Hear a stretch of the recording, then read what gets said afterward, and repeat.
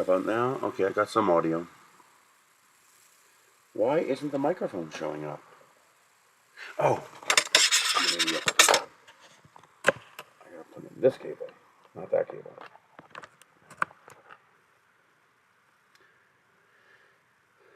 Okay, that should allow it to show up. There. Okay, look. Yeah, there, now we got audio.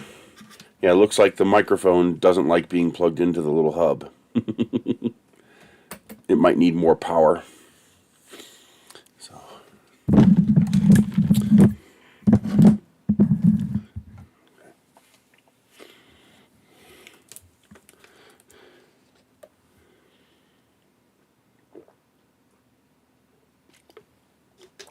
Yum, yum, yum, yum, yum.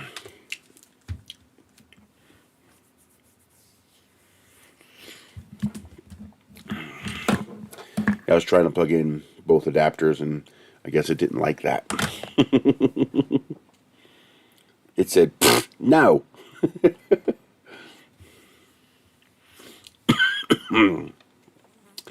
How are you critters doing today?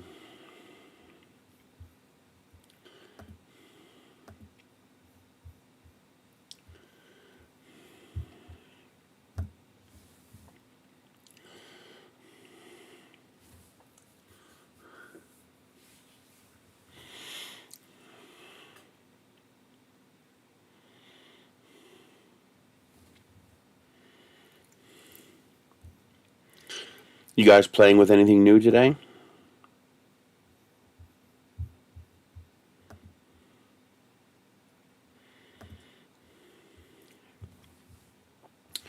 Any new goodies and gadgets?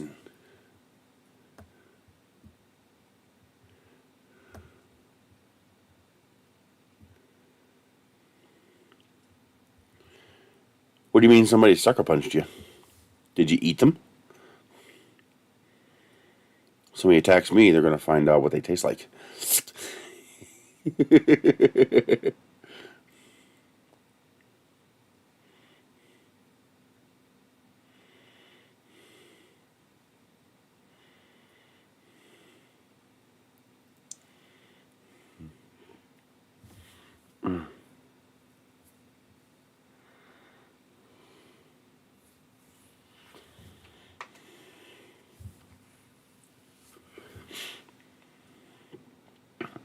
So what happened?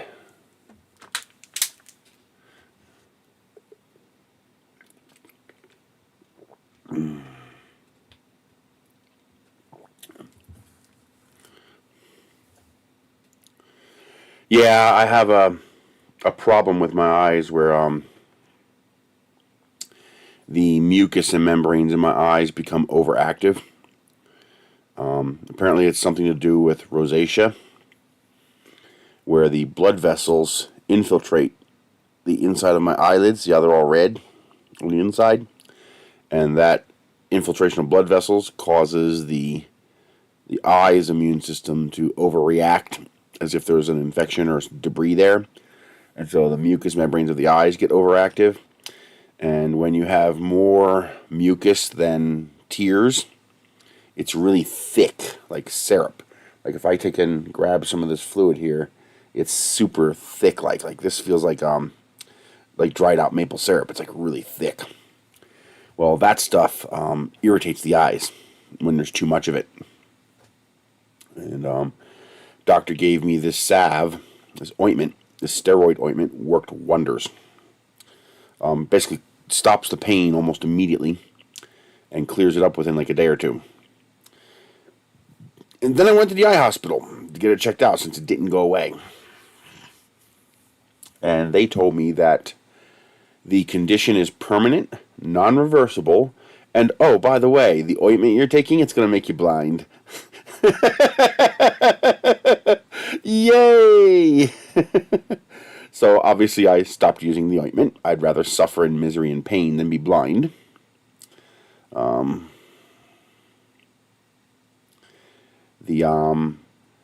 I did find a way of managing it. The way the doctor worded it caused me to realize, wait a minute, he said inflammation. that it causes inflammation in the eye. So, you know, one morning when I paid attention to it, when I had a bad headache, it wouldn't go away. I took some Advil, and it also made the eyes better. So, anti-inflammatories help. Now, obviously, I can't take Advil every day, because that has its own problems, destroy your liver. But, better than going blind. But I realize there are other anti-inflammatories, and on top of that, the effect of the Advil seems to be long-lived. Like almost a week, it works. But now I take low-dose aspirin, the chewable low-dose 81 milligram aspirin. It's safe to take every day, and I'm starting to take that. We'll see how effective that is. But it does seem to manage it. It doesn't go away. It's always still there, and I'm always cleaning out my eyes to get rid of all the mucus. But it doesn't hurt like it did before, so hopefully that will keep it manageable.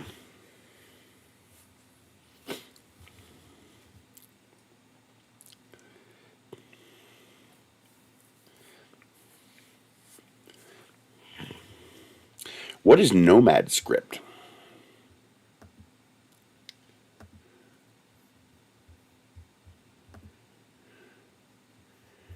And why is this doing that? Oh, I hate that. Is there any way to move this? No, there isn't. Oh, but there, I could do that. Okay.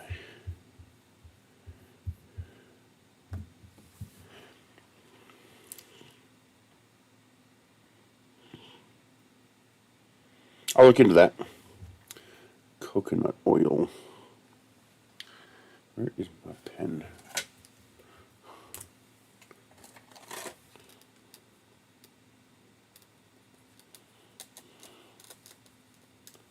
So I don't forget.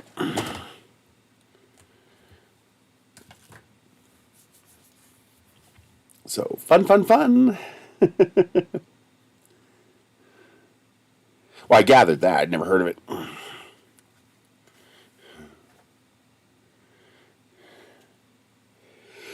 Is it working out well for you on TikTok?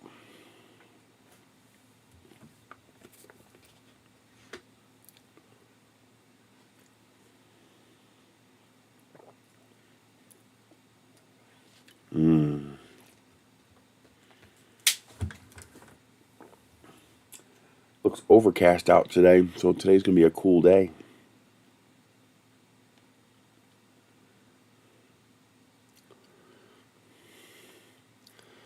So yeah, that's annoying, and it gets extraordinarily painful. It gets really, it hurts a lot when it gets bad. The mucus that comes out glues my eyes shut at night. These crusties form on my eyes if I let it get bad, and it's such an irritant that it's actually painful, and you got to wash your eyes out with water to get the mucus to go away, because the mucus irritates the skin on the outside of the eyes. And but of course the water is also an irritant because it dries out the skin starts to crack, and that hurts too. So it's really aggravating.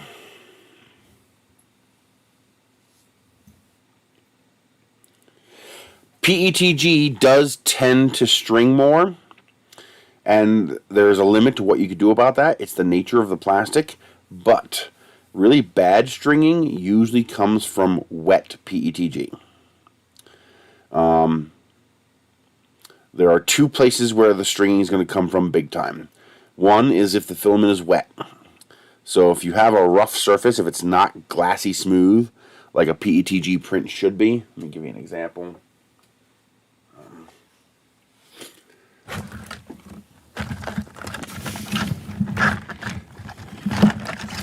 Seriously? You're just going to mess with me? Okay. So this is my melted rocket because the motor blew up. But the surface finish of your PETG should be glassy smooth like that. See how nice and clean that is? If your prints are not coming out clean like that, if it's got a rough matte surface, and if sometimes you can hear it. You ever put milk in cereal and Rice Krispies, and you hear the of the air coming out of the serial. Sometimes you'll hear that from the nozzle of your printer. If you hear that, you definitely have wet filament. You'll have to put it in a dryer. The other thing, weird, PETG will stick better to the nozzle than it will your bed. So it is not uncommon to have boogers on the hot end that eventually drop off into your print and can cause collisions and holes and stuff like that. But they can also come off little by little and cause extra stringing because you're basically dragging around this excess plastic. There are two things you can do about that. One is to use something like Nozzle X from E3D or the Diamondback from US Metals. Very expensive nozzle, $100, but also the last nozzle you'll ever buy. Because you can't wreck it. It's made of, the tip is made of polycrystalline diamond, so it's basically indestructible in the context of 3D printing. But it's also ideal for PETG because it's got a high lubricity, so the PETG is less likely to stick to it. Because what happens is the nozzle starts collecting little bits of PETG and it builds up into a ball and then it starts depositing that back onto your print. That's a common problem with PETG. The other way you can fix that is by tuning your print. Usually the reason a nozzle collects plastic is because you are depositing too much plastic. With PLA, you're probably not going to notice this because PLA sticks to itself incredibly well. So the plastic never builds up. Hey, Jerry. The plastic never builds up on the nozzle because it sticks so well to itself, it just rips it right off. So it prevents that buildup. PETG, that's not the case. PETG will gladly stick to the brass nozzle before it'll stick to your print. So tuning your print to get the proper extrusion multiplier is important.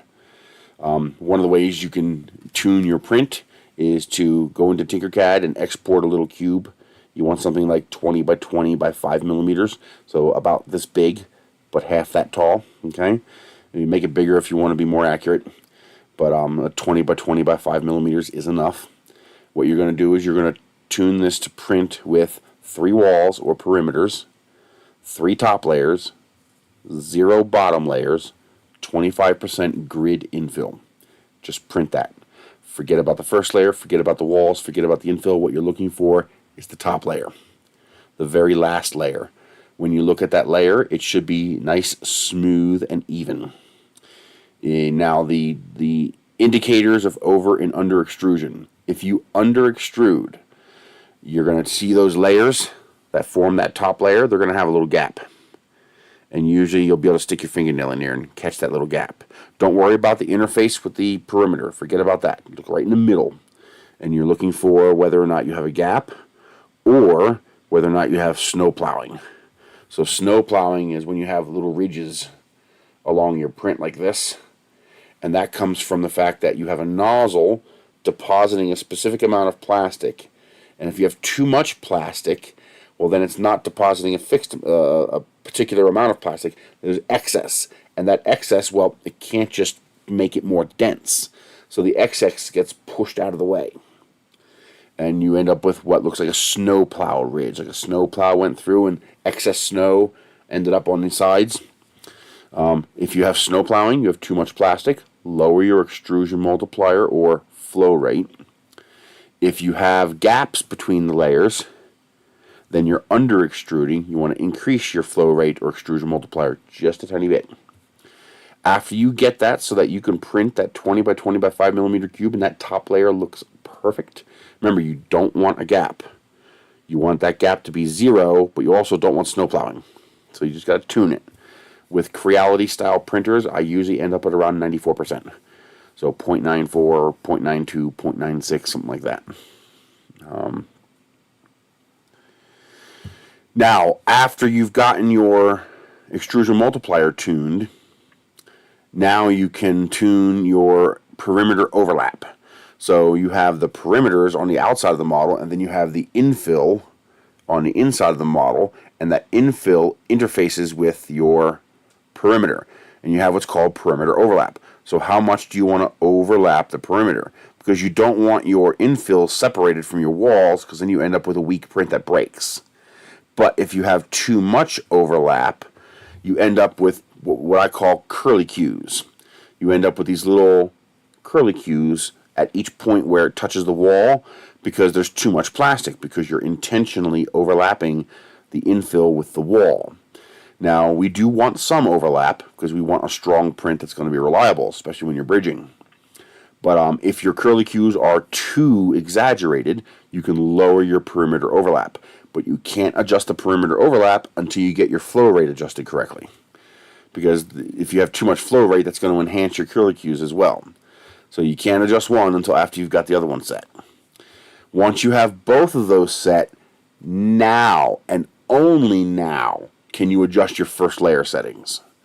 Because your first layer settings are a combination of flow rate, overlap, and offset. And all three will compound to affect it. That's why you can't adjust your flow rate using first layer. Because if you have too much plastic coming out on your first layer, is it because you're extruding too much plastic, or is it because your nozzle's too close to the bed? You don't know. So that's why you have to adjust one before you adjust the other. So first you adjust flow rate. Second, you adjust overlap. Third, now you can adjust your first layer settings. PETG is a pain in the ass for first layer settings, because it would rather stick to the nozzle than stick to your bed. One thing you can do to help that is print on glass. PETG loves glass. Now, proviso, when you're printing something like this that has a very tiny contact patch with the glass, you're fine. No problem whatsoever. However, if you print something like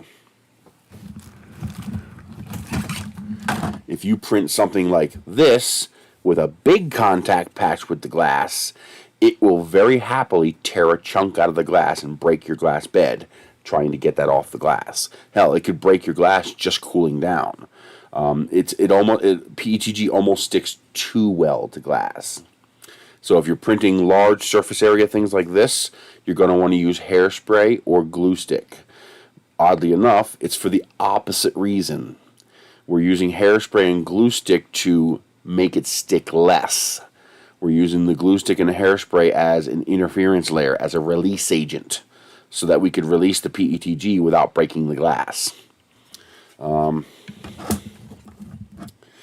Now, as far as printing objects, well, you're just going to have to figure out your settings. You're going to have to play with retraction, play with coast, making sure the filament is dry, making sure you have your flow rate correct will fix 90% of it, but it will still string a tiny bit. Also, the quality of the plastic is a big factor in the quality of your output. So, for example, you're going to see much better results with plastic like Filamentum and Atomic Filament and Protopasta. You're going to see superior results with those plastics because they string less and they warp less. Cheaper plastics, hit or miss. This material here, this fused materials plastic that I got, is beautiful. I have zero print problems with this stuff. But then again, this Ranky plastic that I got, the color is beautiful, but it doesn't print that well. But the big thing is 90% of your headache is going to be making sure the plastic is dry and making sure you have your flow rate calibrated correctly. When you get both of those done correctly, PETG is pretty easy to print with. Your biggest problem is your first layer, getting that first layer to stick. Because I'm using models that have very skinny contact with the bed, what I'll usually do is I'll intentionally over extrude the first layer by 1.5, so 50% over extrusion, and basically I'm putting down a thick blob of plastic for that first layer, and because it's just an edge, I can get away with that. No, PLA is substantially easier to print with and comes in significantly more colors. However, ASA is a good alternative to ABS. It's not as strong as ABS, but it's slightly less warp prone than ABS, and it's more UV stable than ABS. So a little bit easier to print with and more UV stable as an ABS alternative.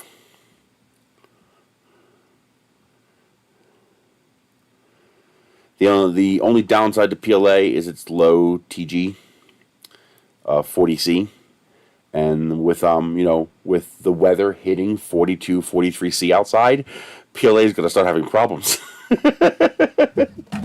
It's like, holy crap, it's hot enough to melt my goddamn print. Come on. Why would you do that? Why would you bury it? So, no problem. That's what I do with, once you know your flow rate number, you don't have to keep redoing the test. You'll figure it out. I basically start all my prints off at 94%. And I adjust accordingly based on what I'm printing and based on what I'm seeing. But otherwise, I pretty much default everything to 94% or 0.94. So people say, well, then you got to adjust your E-steps. No, that's not correct. It's not an E-step issue. It's E-steps are crude. They're a rough measurement. If you remember the old shortwave radios, how they had 2 radio knobs. You had the big knob, which would be a very coarse, get the needle moving quickly across the band, and then you'd have the secondary knob. When you move that, the needle would barely move at all, but you could make really fine adjustments. Think of it like that. So your E-steps is your coarse tune, and your flow rate is your fine tune.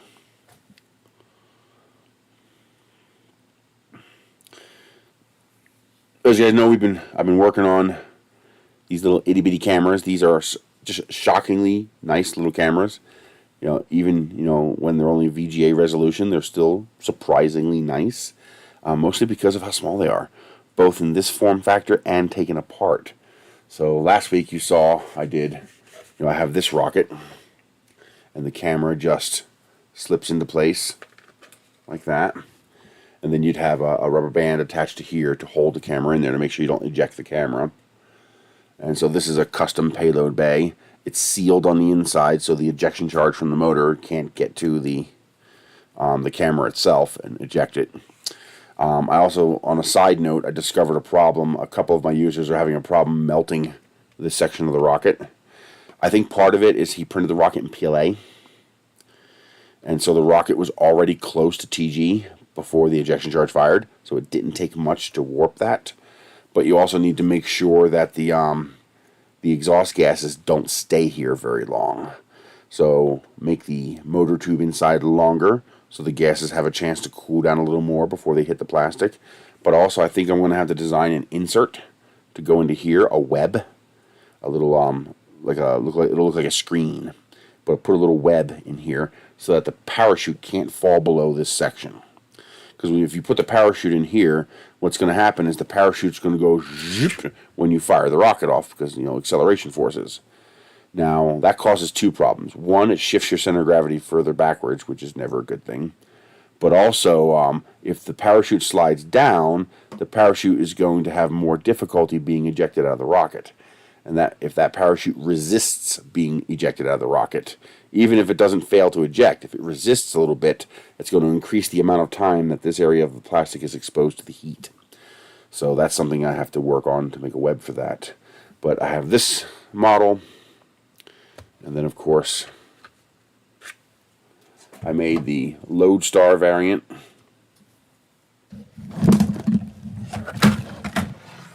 And that is this model, which is a bit more elegant and refined, and the camera just pops in there like that, and then you have 2 hold downs for rubber bands to hold the camera in there.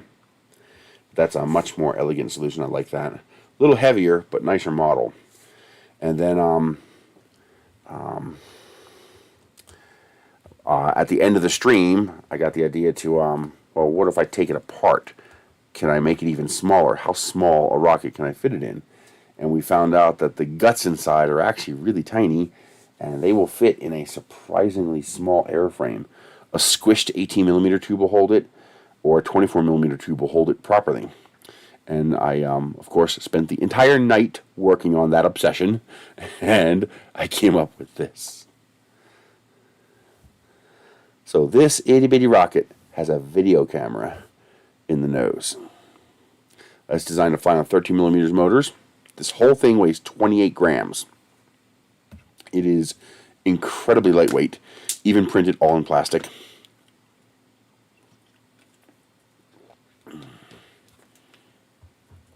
So I'm going to take apart the other one since this one is screwed together.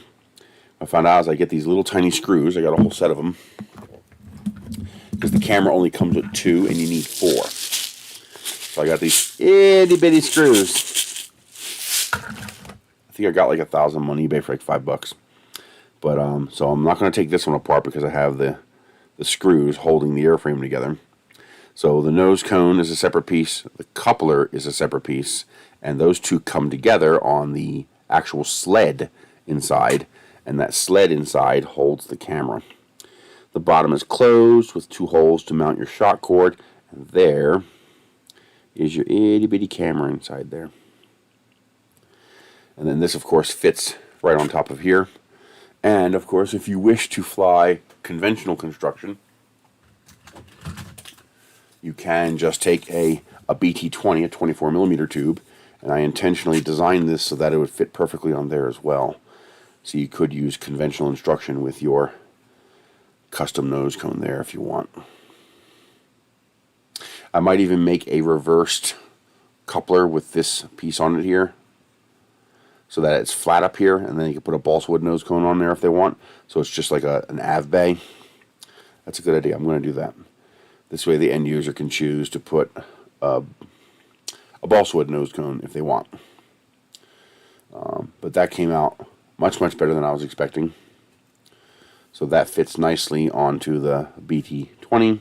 But of course I'm going to print the whole rocket. After I made the rocket and I realized I was under 30 grams, I realized I could beef it up a little bit without adding much weight. So I doubled the number of ribs on the inside, and I added 2 more ribs to the fin. Ooh, there you go. So instead of having just 1, now it has 3. So this is stupid strong. You're not breaking that. No problem. Now, of course, this is just single wall, so that I can keep it as small as possible and still be able to do that. I haven't test fit it yet, but that should be 13mm, and that should be an 1/8" rod. And, so now, let's take this apart. I'll show you how nicely it fits in there. Here's the older one with a single rib. But these are a little too flexible, in my opinion. I mean, that's not bad. This is good flexible PETG, but I made it a little stiffer just because the mass penalty was basically non-existent. This is an older revision, but it's basically the same thing. So this part here comes off. That is your nose cap. And then this part here is your shoulder. That part comes off. And this is your sled. And that sled contains the battery, the camera, and a lens. And that whole thing can slide out of there without a problem. And there you go. There's your little camera module. Pretty good, Joseph. How are you doing? So I'm really, really pleased with how this came out. It's like it was made for it. It's perfect. Now I do have one last problem I have to solve. The reason I can't build the nose cone into this, the reason this has to be a separate piece is, number one, I want to cover up the lens here to protect it. But also, I need to be able to remove this, because this is how you access the SD card and the USB slot. You don't really need access to the SD card unless you need to change it because it's damaged for whatever reason, but you do need access to the USB port to download the videos and to recharge the camera. The only bad thing about this camera is that it uses a micro B connection. If you look at that USB connection, that is definitely not your standard micro USB connection. It's more square. The cable, so you see, there's the cable, It almost looks like a USB-C connection, but and you have micro USB has 3 connectors, actually more than 3, but we're talking about the micro variants. The original had mini and micro and full size, and then micro USB has micro A, micro B, and micro C. Micro A is this might actually be a mini USB. This might be mini B. The original USB connection that I don't even have a device that has that. Looks like a house. It has like a dimple like that. This might be, I don't know if this is micro or mini. This might be mini USB. It might be mini B. But I'm pretty sure it is micro. I think it's a micro B. So micro A is the standard micro USB you're used to. Micro B is this one. Micro C is this one. That has both micro A and the extension for USB 3.0 built in. So that's your micro C. That's your third micro USB connection. This one, not so common. It's probably actually superior. It feels more stout. But because it's not common, you don't tend to have this cable lying around. So don't lose the cable. Because you're probably not going to be able to get one in the store. Of course, you could always pull the micro SD card to recharge, to download it, but then you can't recharge the camera. I do still have one last problem I need to solve. I can't push the buttons. There's 2 buttons, there's one here, and I need to be able to push those buttons. Well, at least the one button I need to push. I thought this would be flexible enough to let me push the buttons, but because the button is at the top of the board here, at where this beam comes across, the whole thing warps around the button instead of pushing the button. Now, one way I might be able to solve that is to have this beam connection here go up instead of coming all the way out to here, so that I just have the flexible wall. I'm going to try that later today. That might work. It's going to be a pain in the butt to design it, but if it works, then I won't have to drill holes. Because right now, what I'm going to have to do is put a hole through this, and take a toothpick or screwdriver and press the buttons. If I can make this section of the wall flexible enough, then I won't have to drill holes. I can just squeeze, and you'll know right away because it'll light up pretty bright. Can I press that button? Yeah, see, it won't press the button. There it goes. So you can see it lights up pretty brightly, so you'll know when you got it. Looks like the trick was to push on this side as well, to push the button into.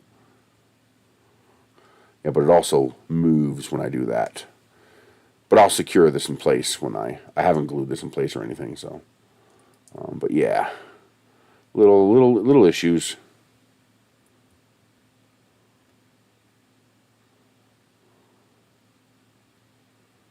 There we go. Thankfully, the knockoff camera is actually a little easier to operate. You just got to press and hold power till it lights up, then press power again. It'll blink 4 times and turn off, but it's actually recording. I wish the light would keep blinking, so I would know it's recording. But it's a spy camera, so the light stops blinking so that people don't know it's recording. But I wish there was a way for me to adjust the firmware to make the light keep blinking, like once a second, just blink, blink, blink, just so I can look at it from a distance and go, yep, it's recording, go ahead and launch the rocket. But yeah, that came out incredibly lightweight. I mean, of course I dropped the nose cone, which means the nose cone's gone because I'm not picking it up. But it came out shockingly lightweight. I was really impressed with how light it came out, and all fits together just beautifully. And then you end up with this little construct. Now I ended up having to put the launch lug up here because the launch lug is an overhang, and because that print's flat, I could put it there, and that also allows me to adjust it, so I can adjust it here until it lines up with the other launch lug. I want to put it down here. I'd rather have it on the main body. I just haven't figured out a way to do that yet. You see, you can't just print an overhang in midair in vase mode. Well, you can, but it's not going to come out very well. The way I normally do that is by having the bottom of the launch lug be a 45-degree angle so that I can print a little bit of it at a time until it closes. That's how you get the launch lug on the bigger rockets. Like this one here. So you can see how the launch lug has an angle. Alright, but that only works because this launch lug is 2 walls. Because it has to have a valid tool path to allow it to go out and then back again. The problem is this one is a single wall, so I can't do the 45-degree trick, because then you have 2 tails, and you break vase mode when you do that. The only way I can make that work would be to double the size of the launch lug, which you wouldn't want to do on a model this small, because that would make the launch lug an eyesore and make it a high drag component. So for now, what I did is I put it on the nose cone. I couldn't put it on the coupler because the coupler has to print this way, and in order to print the coupler with the launch lug, I'd have to invert the coupler and print it this way, which I can't do because I need this to be sealed. Otherwise, the ejection gases go up into the camera, which you would not want. I might be able to get away with it. Oh, God. Ugh. Simply because the parachute and wadding are going to be down here. But I would rather have that sealed and be safe. But yeah, that's what I came up with after the stream last week. And I was able to make a 28-gram rocket, and that includes the camera in that weight. 28-gram rocket with a video camera built in. Very, very cool. If you guys want to play with these little cameras, I have links in the description. I have a link to Aliexpress for the fake one. And I have a link to Amazon for the, quote, real one. One of the easiest ways to tell whether you're getting a real one is it's the same box. So this is just the retailer's box that they added. But you can see, real one, fake one. It's the same thing. The fake one will come with the micro B cable, and that's it. It will come with the mount and all that stuff, but the cable will just be a micro B cable. While the real one comes with... Come on! Everything's falling.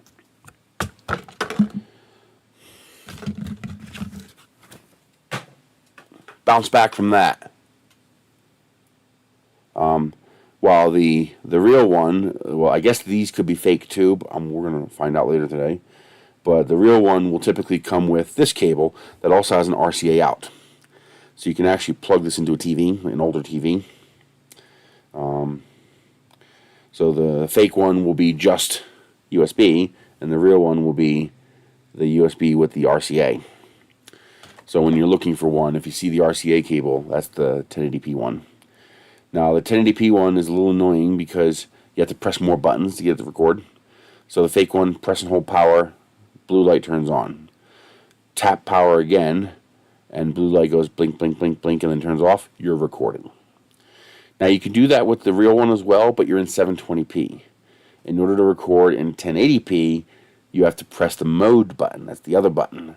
And the blue light will now be the blue and the red light together, making purple. And that will be 1080p mode. And if you press the mode again, you'll have just the red light. That means you're in picture mode. You don't want that. You want both lights on, and then you press the power button again, and it begins recording. The other problem with the real one, which we're going to find out right now because we're going to take it apart. I suspect that you will not be able to... Is the SD card in there? Yes. I have a suspicion that you will not be able to... why can't I see that? You will not be able to fit the real one inside this enclosure. because the real one has infrared LED emitters, not fake emitters like mine does, which means those emitters are going to get in the way of being able to fit because it's going to make the unit larger. I don't know if they are removable or not. We're going to find out. Let's see. Let's get this where it's not going to fall again. So they both come with the little instruction manual.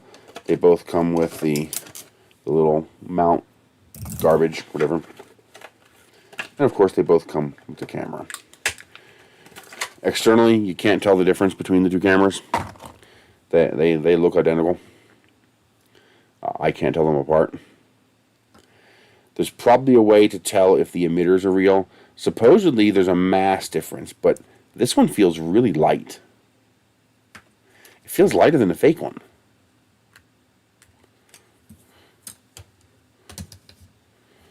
Let's see. The fake one, unless this is the real one. No, it's 10 grams. That's the fake one. This feels lighter. It is lighter. It's 7.5 grams. I wonder if I got another fake one.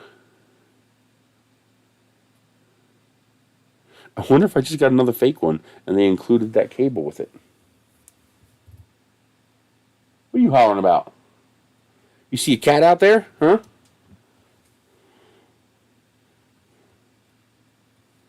They're hissing at the cat outside. Okay, let's put a card in it. Let's see what we get.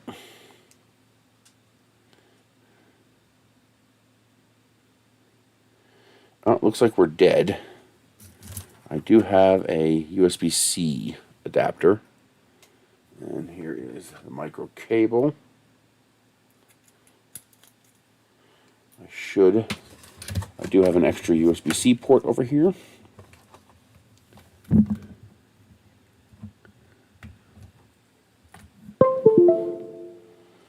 Okay.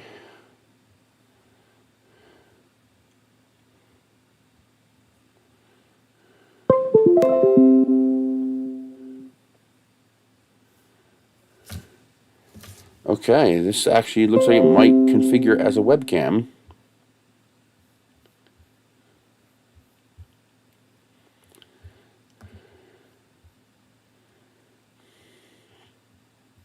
Alright, there's the internal. Oh, it's already got files on it. Oh, those are my files. Duh. I do not see the yes/no to turn off the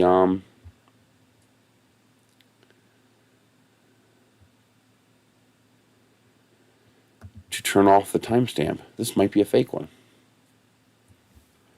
Let's record.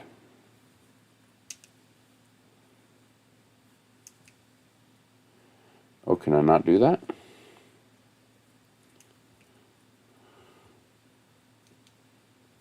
Buttons don't work once plugged in. Does it show up as a webcam? Video capture device.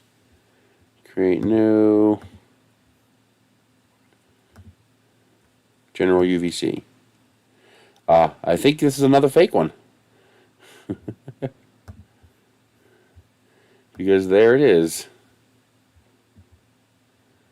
This one works as a webcam, but I think it's still the fake one. Interesting. Unless it only does 640 by 480 in fake mode, in the webcam mode. It's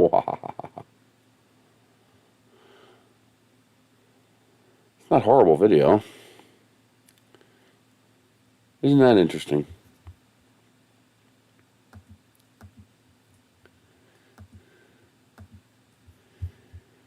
Huh. So my Amazon link might be uh-oh. Why'd the video freeze up?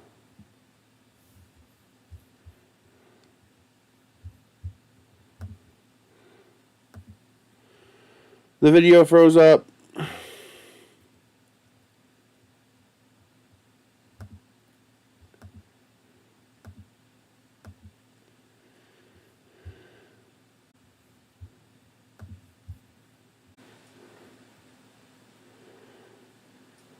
All right, did it resume the stream or did I break it?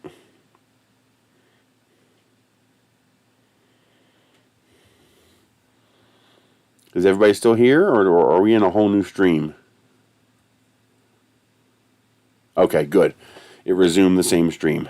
It looks like plugging in a webcam caused the existing webcam to freeze. I had to close OBS and reopen OBS to unfreeze the main webcam. This one here built into the computer. Interesting. I think this is a fake one.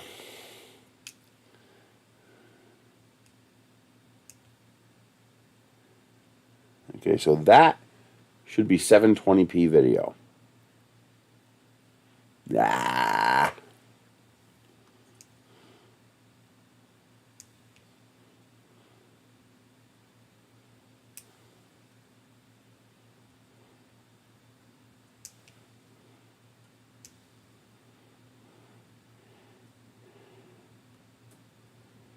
Oh, it won't turn on.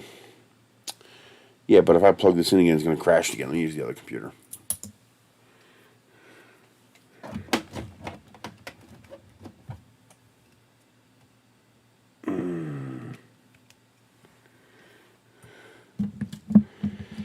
So it looks like that might also be a fake one, which means I would not advise buying it.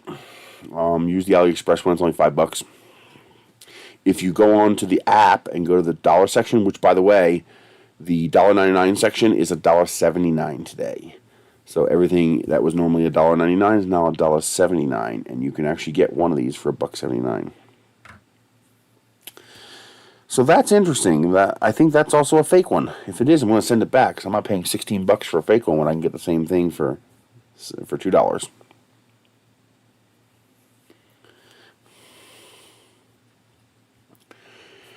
We can check the video. I think it recorded a small video clip. Go away. What the hell is your problem? Jesus Christ, go away.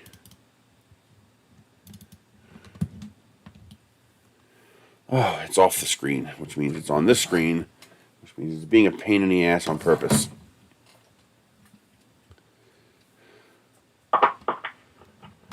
Yeah, that's definitely 640 by 480. That's not 720p. Excuse me, I told you to pause. Do as you're told. Let's see. Hey, Matt. Okay, that's definitely not 720p.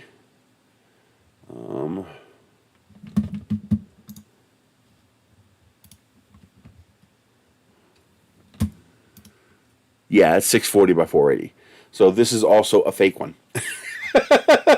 How the hell do you find a real one? I thought for sure the different USB cable was the deciding factor. It looks like this fake one has webcam and TV out functionality. But it's still a knockoff because it's 640 by 480, not 1080p. Okay, that's really annoying. Which means I don't even want to take it apart now because I want to send it back.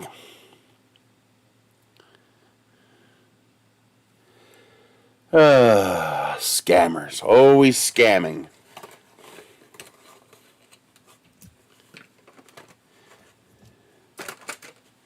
Why would they lie on a site like Amazon where it's so easy for me to say screw you and send it back?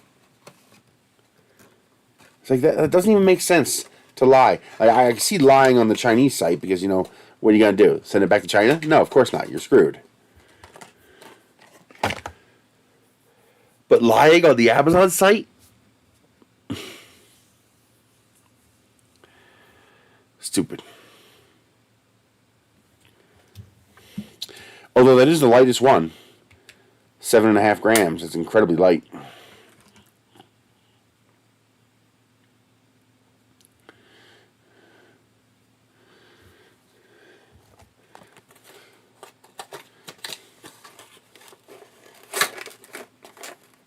Which means it'll be even lighter once I tear it apart.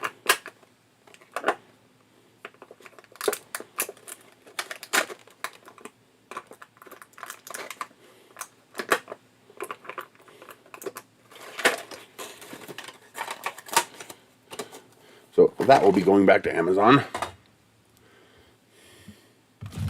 Their FBA account's going to love that.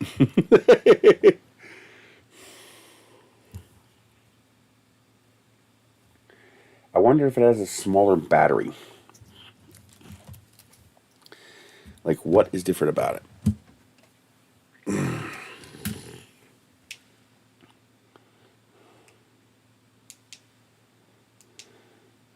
Yeah, even the modes are different. So you see it goes between blue and red. So it's actually just switching between picture mode and video mode. So it does not have the ability to change between 720p and 1080p. So it's a fake one. That's incredible. So to take these apart, you peel off the little rainbow sticker.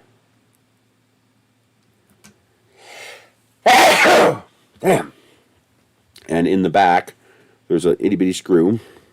You take your $1.79 screwdriver set that you can get off the Aliexpress site. So, nice little screwdriver bit set. It's a plastic handle with a magnet in it, but when you're dealing with screws this tiny, it doesn't matter if it's plastic or metal. You're never going to apply enough force to damage it. So there's the itty bitty screw. And that will allow you to pop this apart. Oh.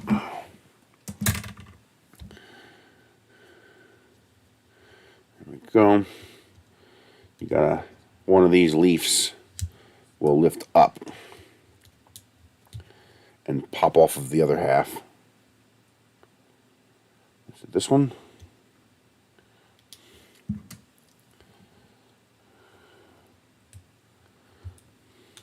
There we go.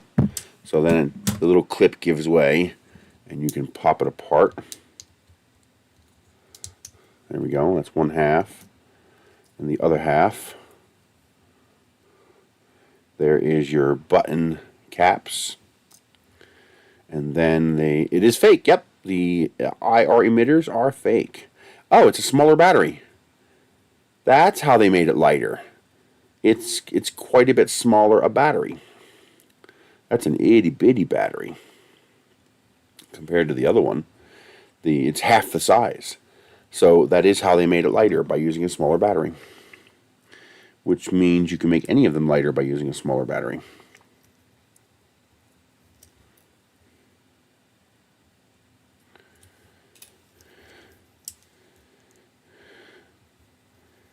Take off the two screws on the back.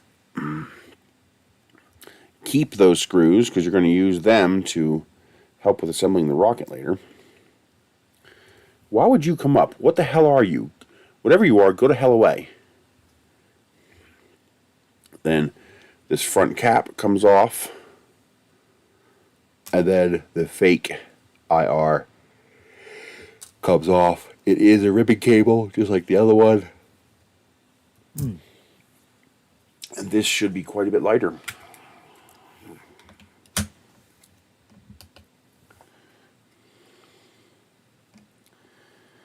$3.5 grams.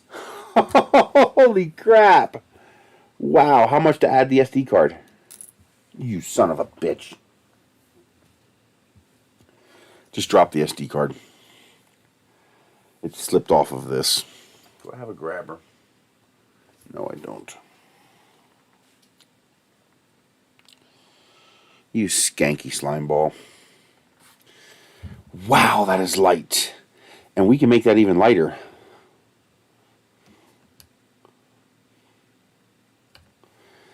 This has a big piece of double stick tape on the back. If I can get that to come off, yes I can. That'll make it even lighter. So there, that double stick tape came off cleanly. So the runtime won't be as good, but you'll be able to make it crazy light. I can peel this off. And then peel this off of the back of here. There we go. So now we have the camera stripped down.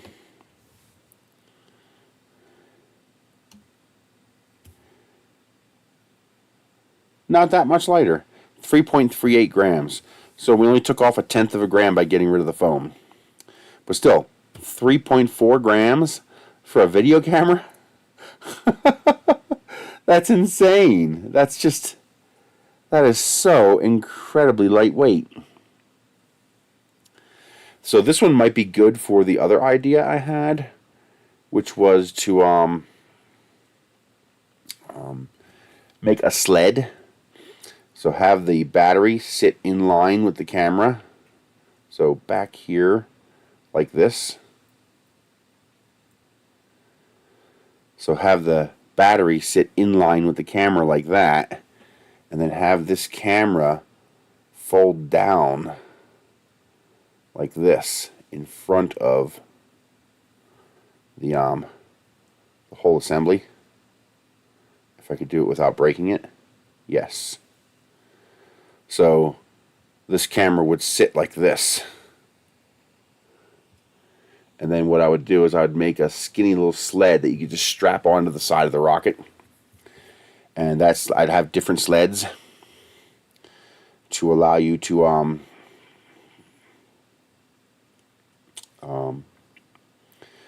so a BT50 sled, a BT60, 70, 80, BT100, 2.5 inch, 3 inch, 4 inch. So they could be extremely low profile sleds that would be conformal. So you'd have your airframe like this, and this sled would just sit on the outside of the airframe like that. You just put a piece of tape on there to hold it on, but it would be conformal, so it would look like a bump on the outside of the airframe. It'd be a very low profile way to add a camera to any rocket you want. That's my next project. So we can see the difference in the battery size. Let's weigh this one again. So this camera is 6 grams. So it's almost half the weight. But you can see the huge difference in battery size. It's like 1/3 the battery.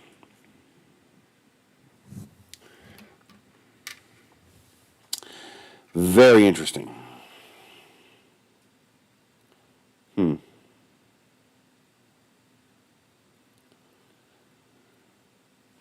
Now that also means the opposite as well. You could also put a giant battery on there, like a real long skinny one that's like double the size of that, and now your camera will go for 2 or 3 hours if you want. I kind of wish this had a time-lapse option. You know, take a picture every second. A time-lapse option in a camera like this would be pretty cool, because you put a 3,000 milliamp battery on this, and you can have a little stick camera that would just take pictures for days. That'd be pretty cool. That would actually be really cool. So yeah, I'm going to play with this to make the conformal camera. Now, of course, I can just increase the length of the sled for the size of the battery. Wow, that's incredible. So I can get this down to 25 grams.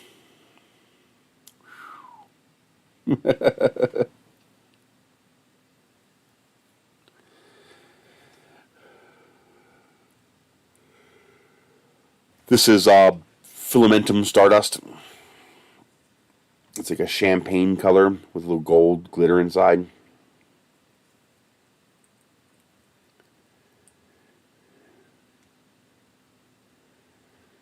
Okay. Now this one might fit inside of an 18 millimeter tube. I got one right here. What the fuck are you attached to? Jesus. So no, it's the board itself that's the restricting factor. The battery will fit, but the board itself is bigger than the 18 millimeter tube. So the only way that would work is if I squish the tube. So if I give this tube a squeeze and turn it into an oval, then that would work.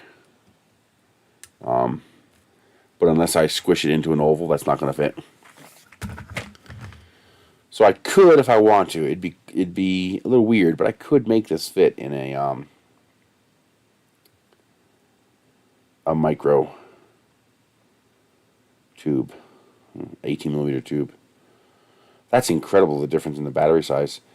They cheaped out so much that they put an itty bitty battery in there. I doubt that'll run for 20 minutes. I might as well leave it plugged in, let it charge up.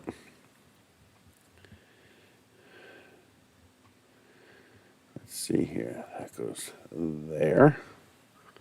And now we're charging. Charging.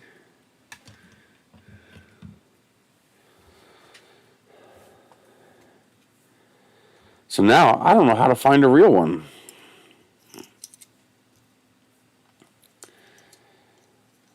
It's amazing that all that only weighs a couple of grams.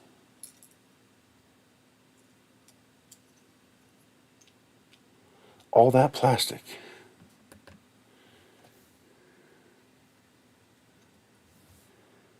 Four grams. Plus the screws. So almost exactly 4 grams. So all this plastic only weighs 4 grams.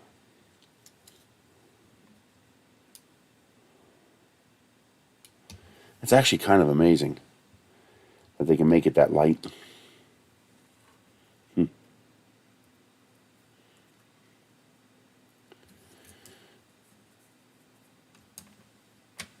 So how do you find a real one without overpaying for it? See, I wouldn't trust any site but Amazon. I would want to have an ability to return it if I got another fake one. Under normal conditions, I wouldn't care because I have a use for the fake ones. But I can get the fake ones for under $5. So I don't want to pay an Amazon price for a fake one.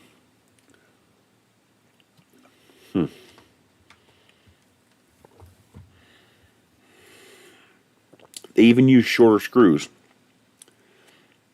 Even the screws are smaller. Anything they could to cheapen it up. Let me edit this before people order that thinking they're getting a real one.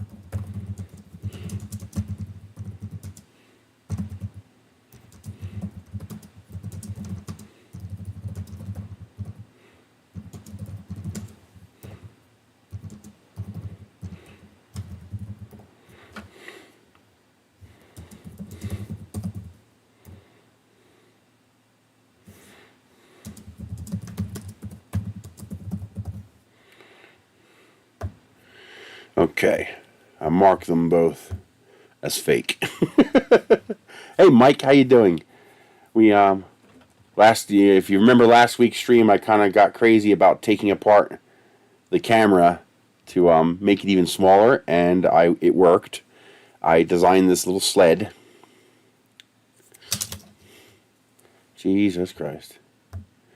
I designed this little sled to hold the camera and to fit in a 24 millimeter shell, and came up with this. A 28 gram rocket with a video camera. That's including the camera. So your electronics are in there. Your little lens is right there. This is actually a separate nose piece. So if you wanted to use conventional rocket construction, you can. You can take a regular BT-20 tube and it'll fit on there as well. But yeah, that came out really nice. What's the booster weigh?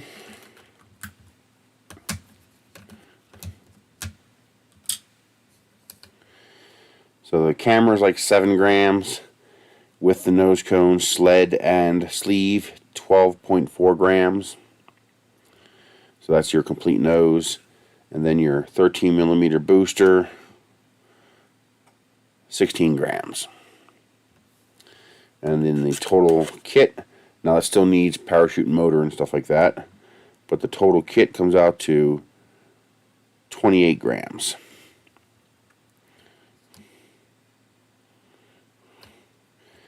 So I was able to make a itty bitty rocket with an itty bitty camera inside.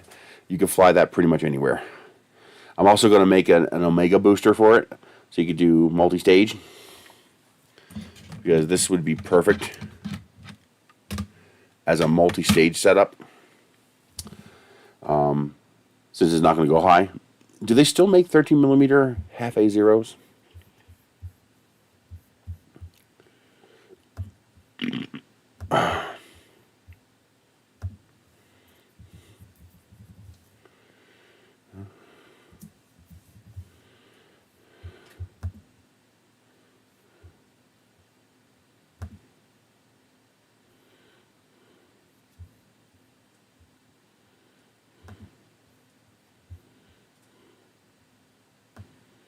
Come on. Let's see. They got A10 zeros, but no half A zeros. That's annoying. You got half A32, but no half A30. That's too bad. So you'd have to use an A10 zero for your booster, but then you could use an A34 for your sustainer.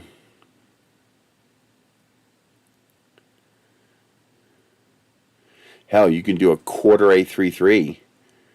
You could do an A10 zero to a quarter A3T, which will allow you to do a two-stage camera flight with a rocket that's not going to leave a baseball diamond. So that's really cool. I might have to actually try that, just because that would be damn neat to see that fly.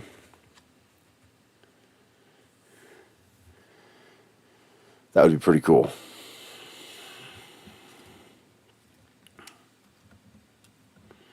And of course it wants to fall.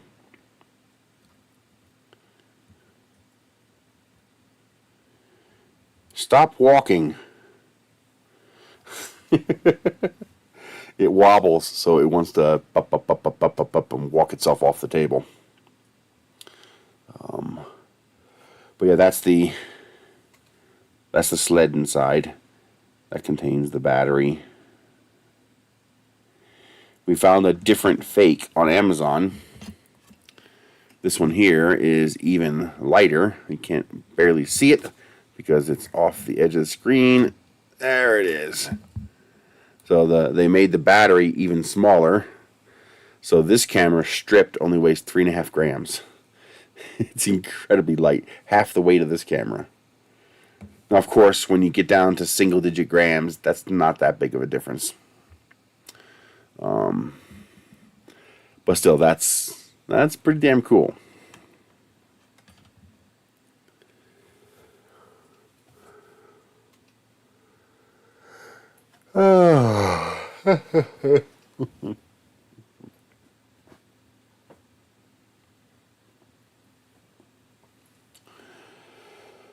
But yeah, that's it.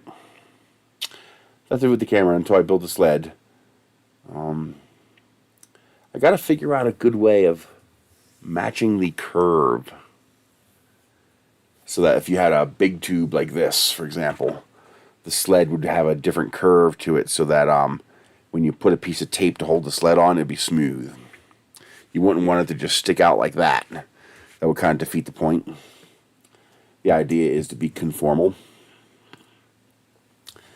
And then I would want the camera to actually fit in a groove in the sled, so that it would hold itself in place, but you could remove it and put it in different sleds for different sized body tubes, so you can strap it to any rocket you want. I think that'd be fun.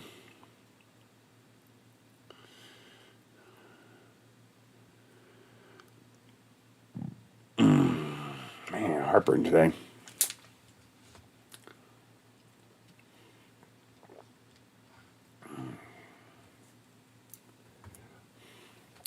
I'm glad to see manufacturers starting to come out with bigger printers again. There's a few of them coming out with bigger than 300 and even 400 millimeter printers. So that's nice to see. It'd be nice to see something in the 600 or 700 millimeter range that's more affordable. You know, seeing a $300 or $400 printer that could print 6x6x6 would be pretty slick. I don't know if anybody's going to do that, but it'd be nice. Have you tried a glider nose cone? Oh, it'd be easy enough to put that on the glider. It'd be the exact same nose cone. You would just make that the nose cone for the glider. Now, the one difference is with a glider nose cone, you might want the camera facing forward. So what you would do now, see, here's what's cool about 3.5 gram cameras. With a 3.5 gram camera, it is now feasible to put 2 cameras on a rocket, even a small rocket. So with a 2.5 gram camera, I could put a camera on the nose cone of the rocket and a camera on the wing or body or nose cone of the glider. So now I could have look down video as the glider and rocket boost, and then look forward video with the separate camera on the glider.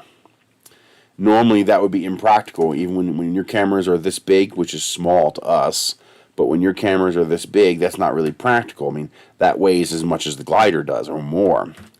But when you have a little camera that weighs 3.5 grams and is only that big, it suddenly becomes practical to put one of those cameras as a dedicated camera on the glider, even a competition glider, because you're only adding 3.5 grams.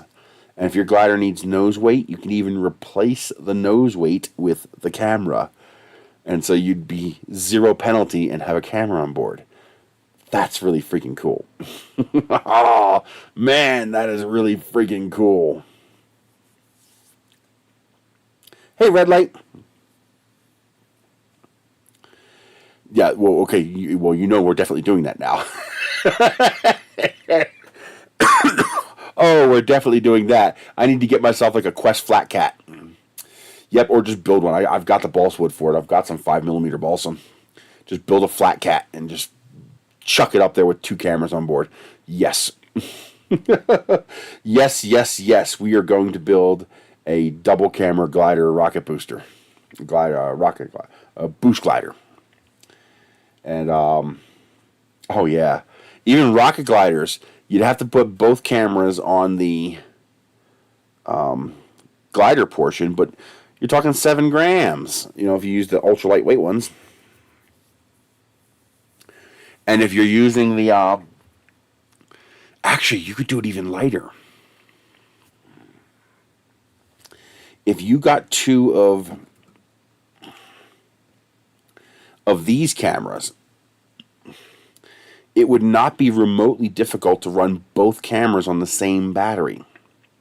So 1 battery, 2 camera modules, one facing forward, one facing backwards. The backwards facing one would get your lift off, and the forward facing one would get your glide as it came back down. That would be childishly easy. Just run a second set of wires to the second camera and cut off the battery. And then you can run both cameras off of one single larger battery. Or if we could find a source on Aliexpress, I guess any of the cameras on Aliexpress that have the webcam cable would probably have the smaller battery. Isn't that interesting?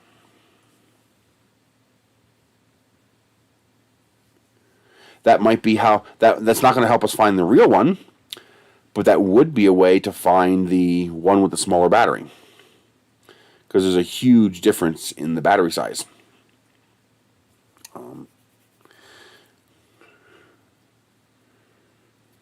For competition glider guys, it'd be simple enough to just I'll build a sled to hold 2 cameras, one facing front, one facing backwards, and they could just put that right on the nose of the glider. So they'd get the lift off, looking at the ground with the rocket motor, and then the other camera would capture the glide coming back to Earth. So those would be even easier to do. But being able to run both of them off a single battery, and hell, if you really wanted to get crazy with it, you could run them both off of the tiny battery. Now, you're probably only going to get like an 8 to 10 minute runtime, but most glider flights are not going to be that long anyway.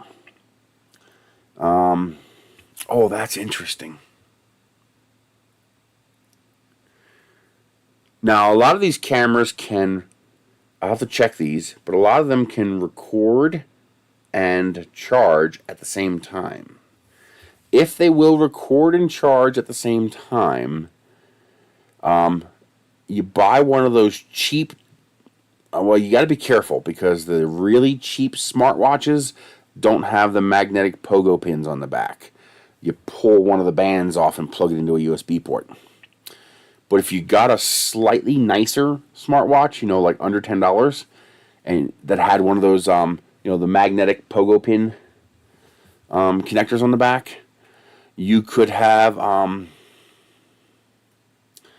use smaller magnets on the glider itself so that it would magnetically attach to the wire, and then when the glider launched, the launch would rip the wire off since it's just held on by magnets. This way you could run it on external power. So while it's sitting on the pad, because with a 20-minute runtime, you're fine. Your rocket's going to fly within 20 minutes. But with a less than 10-minute runtime, it's possible your rocket might sit on the pad and deplete its battery before it actually launches, and then you don't get the flight. That's why in the old days, when we only had a 2 or 3 minute runtime, not for battery power, but for memory, because it could only hold so many frames. Like my first video camera flights on a rocket used the old Aptec pen cameras that weren't even capable of recording video technically. What they recorded was pictures at 30 frames per second, or 20 frames per second. So it captured 20 little pictures every second. So every 20th of a second, click, click, click, click, click. And then the software took those frames and put it together into a video. So my original camera rockets could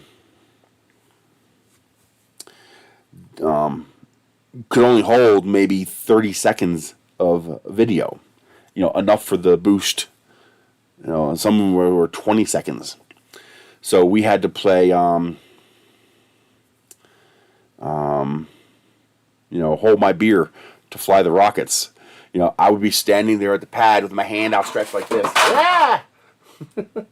With my hand outstretched like this. I'm like, you ready? You ready? I was like, okay, go ahead and count down. And they go 5, 4, 3. I'd click the button and run like hell.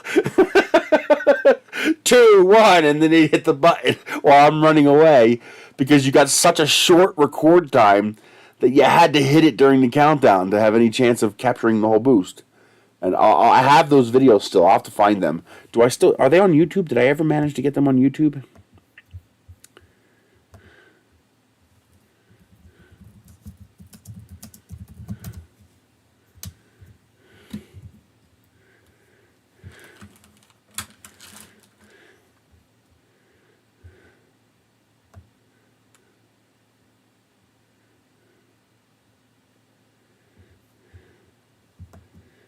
Oh my god, here's somebody selling one. Why do you keep moving?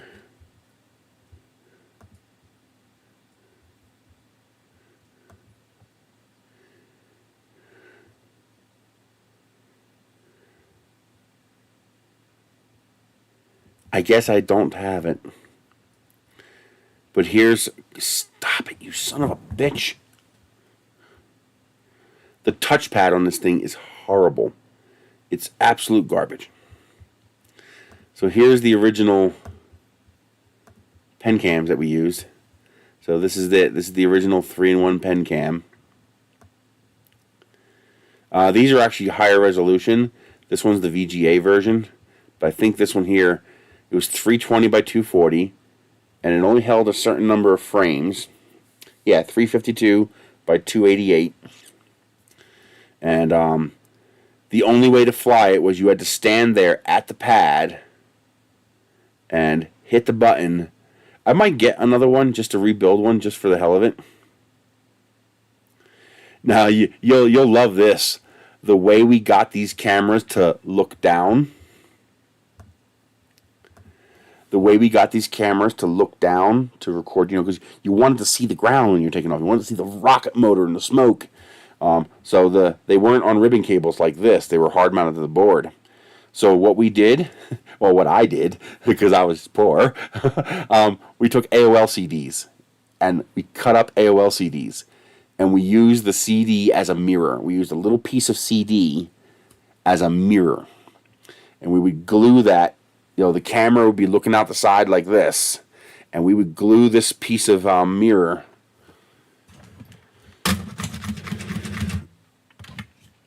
We would glue this piece of mirror to the side of the rocket like this, so the camera would be looking at the mirror and looking down. And that's how we got that's how I got the cameras to look down. I did at one point. I found a little 3-inch CD that had some of my PenCam videos on it. If I find them again, I'll get them posted. And the incredible golden age of the early days of digital video cameras on rockets came when this company. I can't remember the name of it. Let's see if I can find it. They were expensive, but they were so good.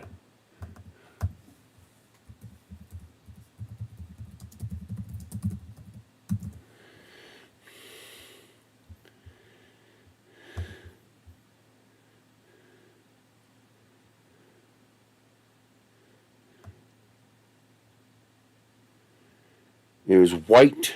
It was a thumb drive.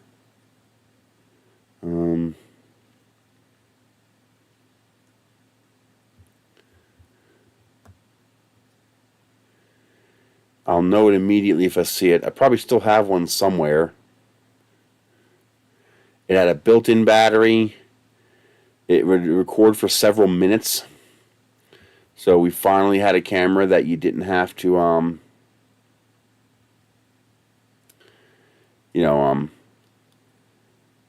hit the button and run during the countdown.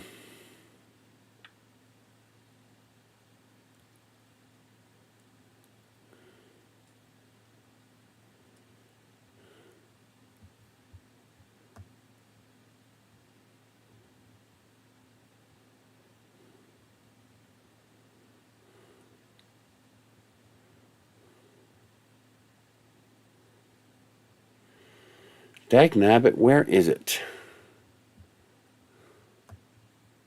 And of course, I don't remember the name of the company.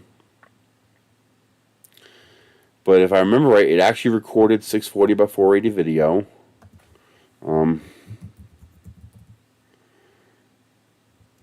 You only had the fixed internal memory, but when you plugged it into a computer, you could download it. When was the first NARM where I had that? Let's look at Geneseo.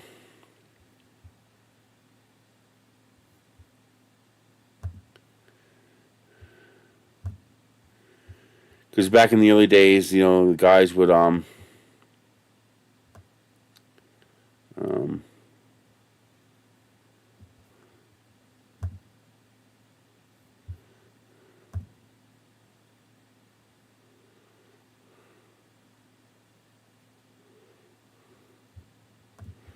and don't use that stupid fucking program.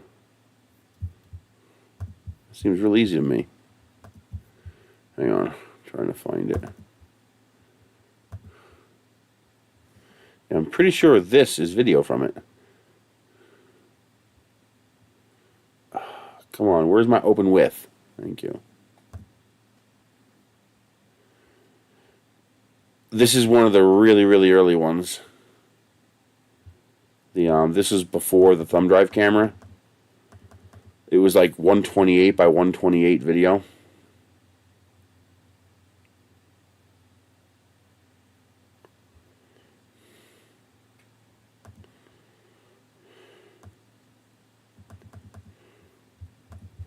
This gives you an idea of the kind of video we were capturing from rockets back then.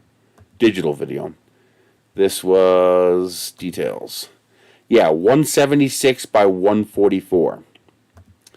So these original cameras captured 176 by 144 video. So let me show you guys that. You'll love this. This shows you just how tiny it was. This is increased in size by 500%. So you guys can see it. Let's go to 600%. So here we go. You can just make out what it is.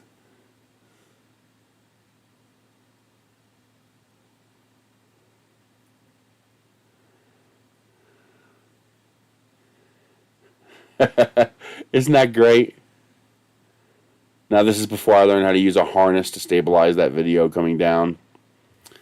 So you get vomit comet video. But the liftoff was just awesome. And no film was necessary. You didn't have to get anything developed. You just put it on your computer and played it.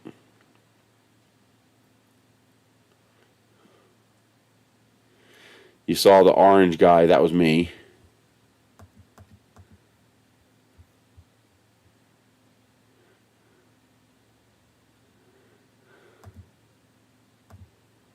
There it is. There's me right there.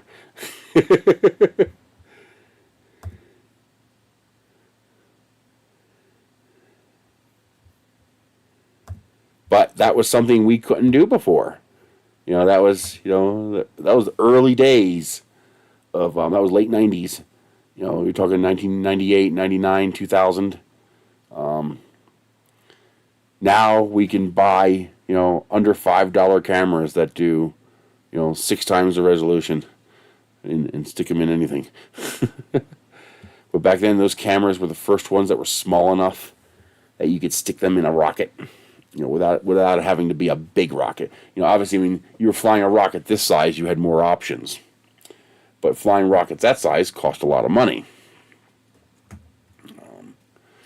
Flying a rocket this size, this is the kind of rockets we were flying. The little rockets, because we couldn't afford to fly the big rockets. And,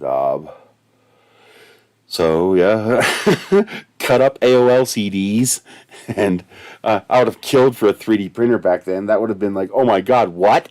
To have a 3D printer to be able to make custom sleds and stuff like that, to do things like this. It's amazing how much convenience of life is added by, 1.5 grams of plastic. Just being able to print that sled made such a big difference. Being able to, make couplers to fit all this stuff together just perfectly. Pretty amazing technology. But where is my... So this was before then. Oh yeah, mosquito. I made a full deploy mosquito. So let me show you that. Hang on.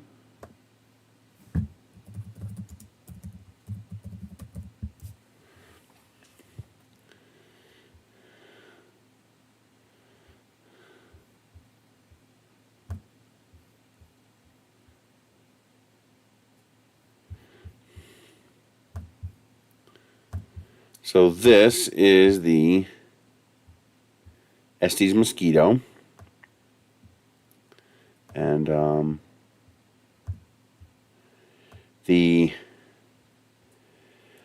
before, if you're curious, this rocket is about this big. So you're talking it's about as big as this is. The Estes mosquito is about as big as this is with little fins on it. So one of the cool things we were able to do with Micromax motors, now the way the mosquito worked is the nose cone was glued on, and the rocket motor just stuck up in the back. When it reached apogee, it would just kick the motor. So the motor would go that way, the rocket would go that way. The rocket would come down ballistically, but because it weighed 3 grams, it couldn't come down fast. So I remade the mosquito using an original mosquito kit just for the hell of it. I actually had a kit I sold that would include centering rings, little laser cut centering rings, and a little piece of Micromax tubing and some Kevlar and a streamer, so that you could put an actual motor mount into the mosquito, because the Micromax motors were 6 millimeters instead of 13 millimeters. So you'd actually have a full construction. You'd have 2 centering rings, a motor tube, That would glue into the mosquito rocket. You had to shave down the nose cone of the mosquito because the nose cone of the mosquito was designed to be a tight fit because you were gluing it together. So you had to shave it down so that it was a loose fit so the nose cone would come off.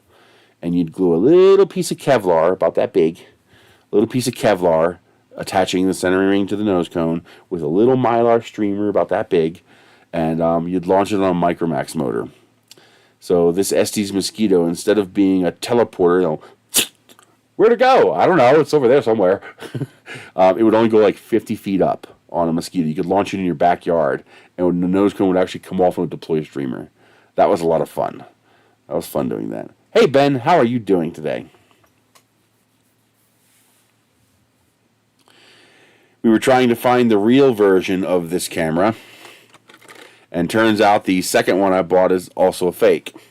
That's a fake one, too.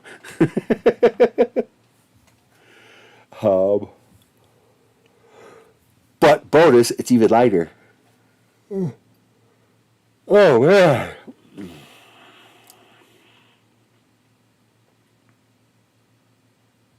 You know, why didn't I think of that? If I put the battery on top of the PCB, that might make it easier to press the buttons. Will it fit? Or will it give me a fit? Like this would have to come down here some. And then this would have to come around here somehow.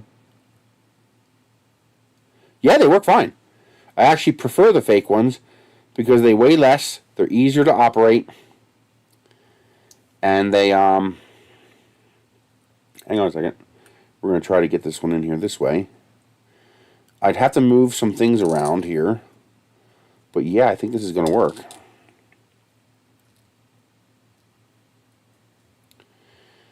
Yeah, not as well as I'd hoped, but I might be able to make that work.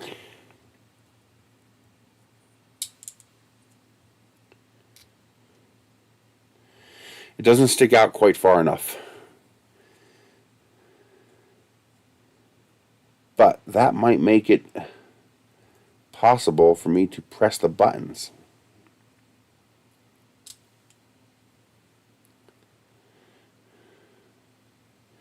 It'll definitely work with the other one, the fake one. The other fake one. Yes, I can press the button. So it might not work with this the one with the big battery, but I think it will work with the one with the small battery. Because this has a smaller battery, the battery won't push the camera. Meaning, I can install it like this.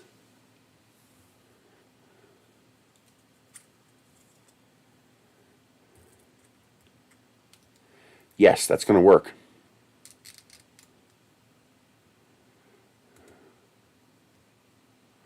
Sort of. It pushes the camera down lower.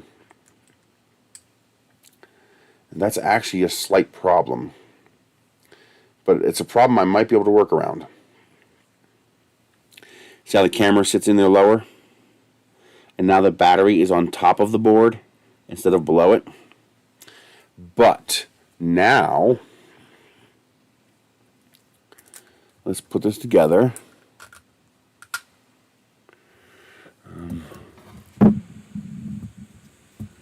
Where's one of the nose cones? I gotta have a nose cone here somewhere.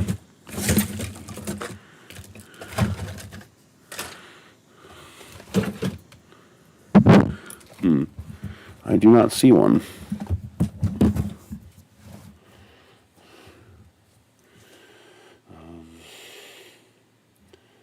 I guess I can steal this one, even though I do not want to.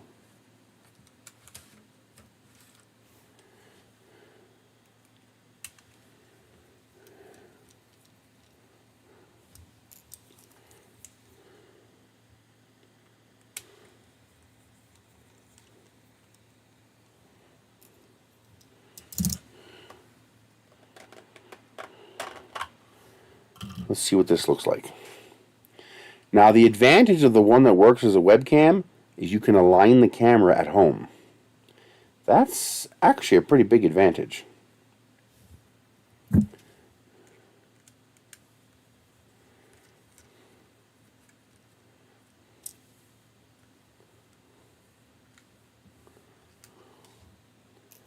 The difference is the fake ones are 640 by 480 instead of 1080p. But the reality is the 640 by 480 video is not that bad, especially considering you're putting it in a super tiny rocket. Okay. Let's pop the... Why is that resisting? It feels... There it goes. Okay.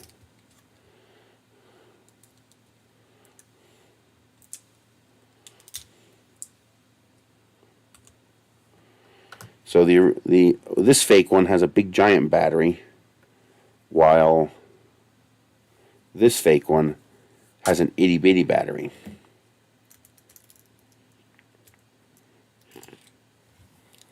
So it's got an itty bitty battery on there.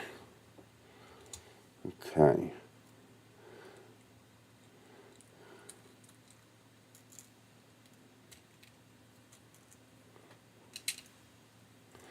Now the bad news is it pushes the camera down further, but I wanted to angle the camera a little bit anyway, so that might actually end up being okay. To let it angle the camera down a little bit. Where's the memory card? Oh, I dropped the memory card. Yeah, the memory card's gone. I'm not picking it up. Probably quite a bit. I think this one's rated to go for an hour.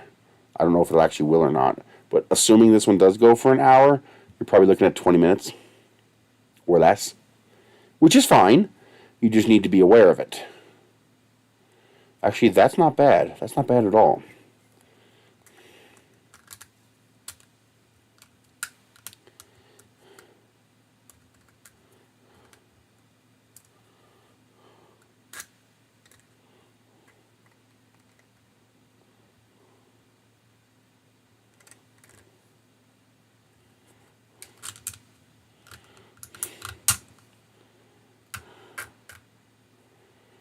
Okay, those are lined up.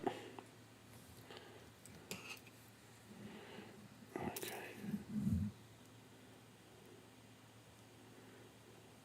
Itty bitty screw.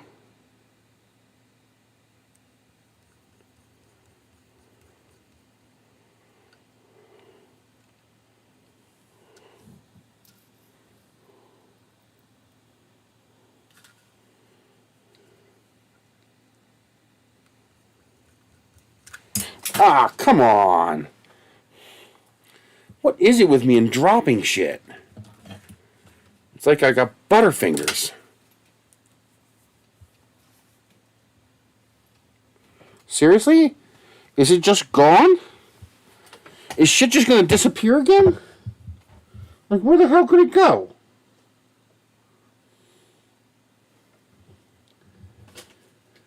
Oh, it fell all the way to the ground. Of course it did.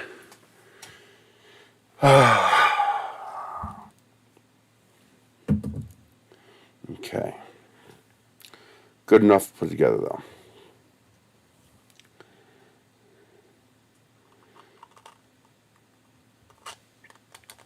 Yes, that works. Now I should be able to squeeze it. Yep. I think so. I don't know.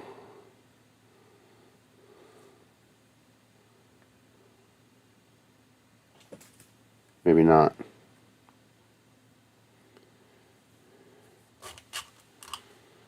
Okay, it's right there. There's the button.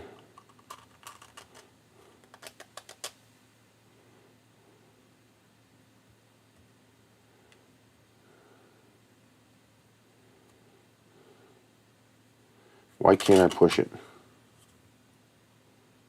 Oh. the button is more recessed than this one? It is.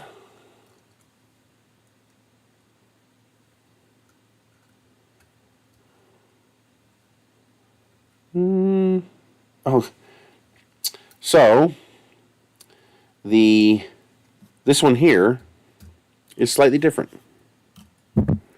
This one here, the buttons stick out past the edge of the PCB a little bit. And because the buttons stick out a little bit, I can squeeze the shell and push the button. But this one, the button is almost flush with the PCB. So when I squeeze the shell, all I'm doing is, yeah, see there, I got it there. But once I go through 2 layers of plastic, I can't seem to squeeze the button anymore.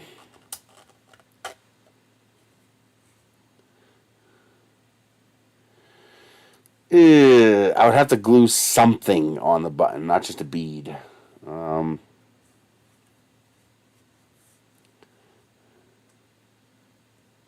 Got it. There it is.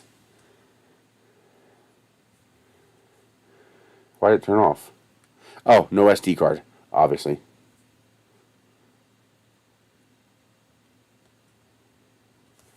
Why is it so hard?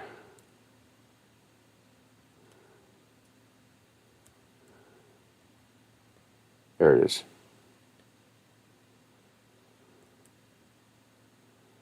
Okay, it turns off if there's no SD card. That can sort of work, but I'd be better off drilling a hole in the appropriate spot and putting a button in there. It can work though, if you get the spot just right. Yes, and you can actually feel it click underneath your finger. So that can work. That would eliminate me having to put some sort of a that would eliminate having to put some. Would you knock it the hell off? Jesus. Stupid computer. That would eliminate the need to rig something up for that.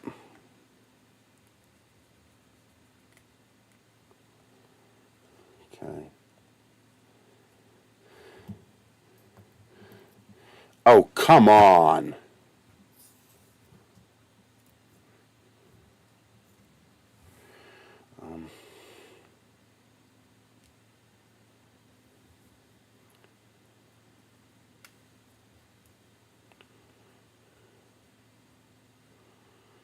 Okay, that works. And that works. Okay. Really? Another screwdriver rolled onto the floor. Boy, yeah, you can actually feel the difference in weight. It is actually lighter. Wow. What does that weigh now?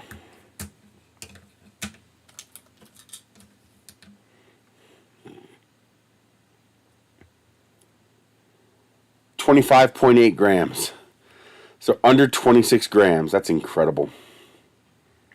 Wow. In theory, if you wanted to go hardcore, like you were just a masochist and you wanted to see how light you can make it, we could probably get this below 20 grams with the camera.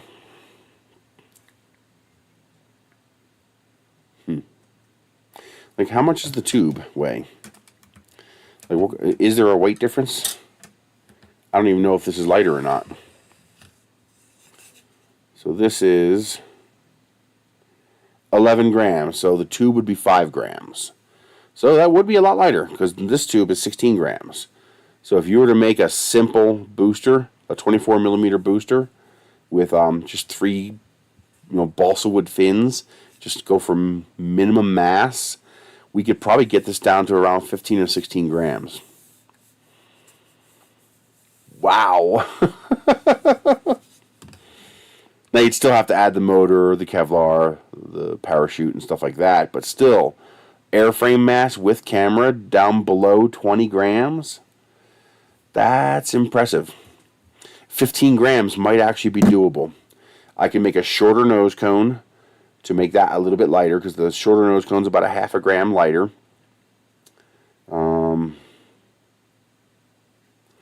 I could probably shorten the coupler and shorten the sled inside. Like I have a short sled. This is a short sled. I made the sled longer just for convenience. It makes it easier to make this configuration.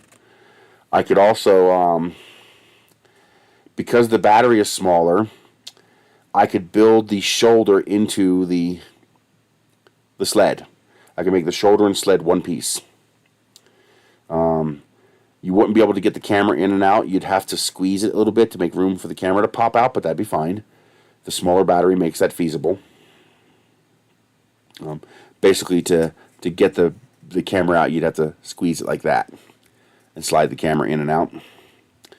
But yeah, I could probably knock 2 or 3 grams off of this, knock 10 grams off of this.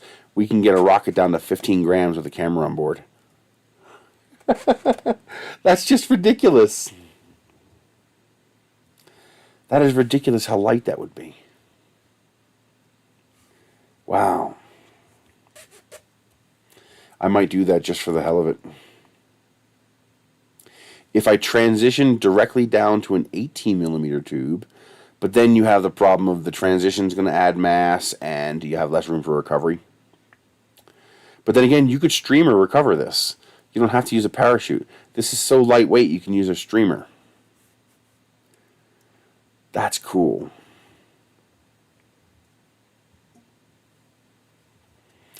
That would also eliminate 2 screws.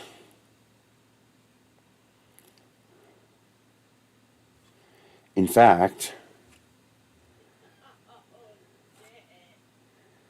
if I could figure out a way to block the camera from going forward, I might be able to make the nose cone all one piece.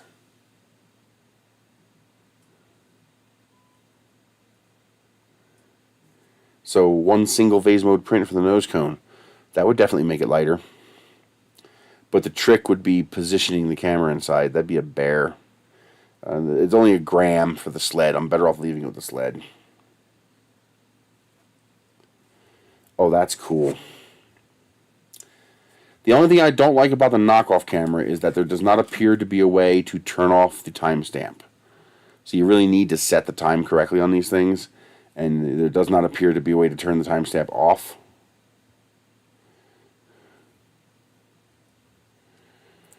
Now, using the sled idea for the bigger battery camera is going to be a little trickier.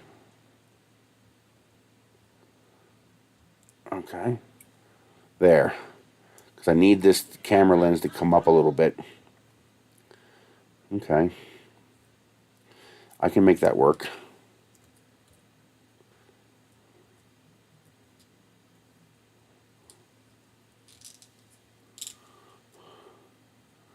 It's annoying, especially on the 640 by 480 video, because it's pretty big. I mean, I guess if you actually have the timestamp set correctly, it's not so bad. But most people prefer not to have the timestamp. The only problem is that putting the battery on top moves the camera down lower. So the ribbon cable isn't quite long enough now to get the camera all the way outside the body. And so what's going to happen is you're going to lose more of the video frame to the airframe. So your video is going to be a little bit more airframe and a little bit less surroundings. So I'll have to think about that.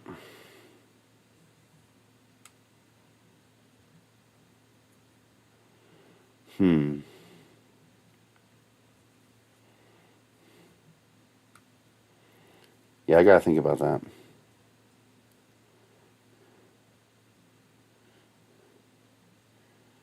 it would allow me to make the bump smaller.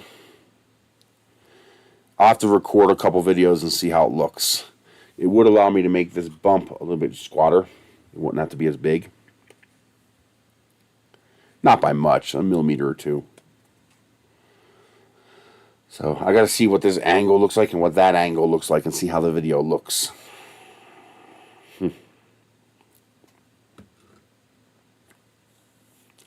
Very interesting.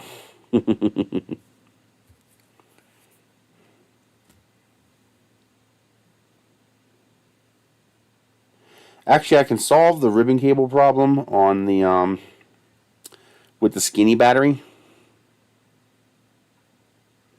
Well, you differentiate the videos with what's in the video. You can see the launch site. If the timestamp was smaller, it wouldn't be so annoying, and if it was a little easier to set the timestamp. But if you get to the field and your camera battery's dead, the timestamp is wrong. And a wrong timestamp is worse than no timestamp. Know what I mean? Son of a bitch.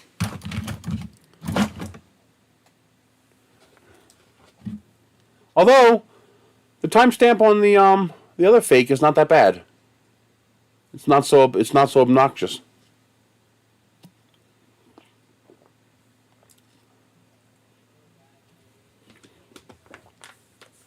Yeah, the timestamp's not so bad.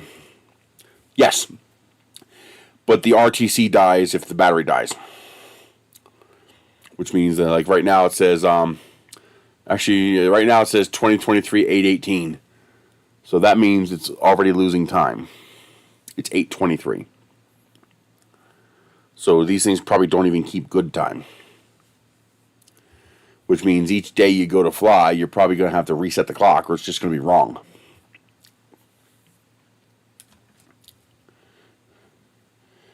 Remember, you're getting a camera for $4.70. It's not going to be the greatest quality. But the idea that we can now buy a video camera this big, you know, the size of my thumb, for $5 is just mind-blowing. It's a pain in the ass. There's a text file on the memory card, and you have to edit that text file and change the digits, and then you put that text file on the SD card, put the SD card in the camera, and then you hit record. You turn the camera on and hit record. And when the camera notices that the text file is not default, it changes the time in the camera. And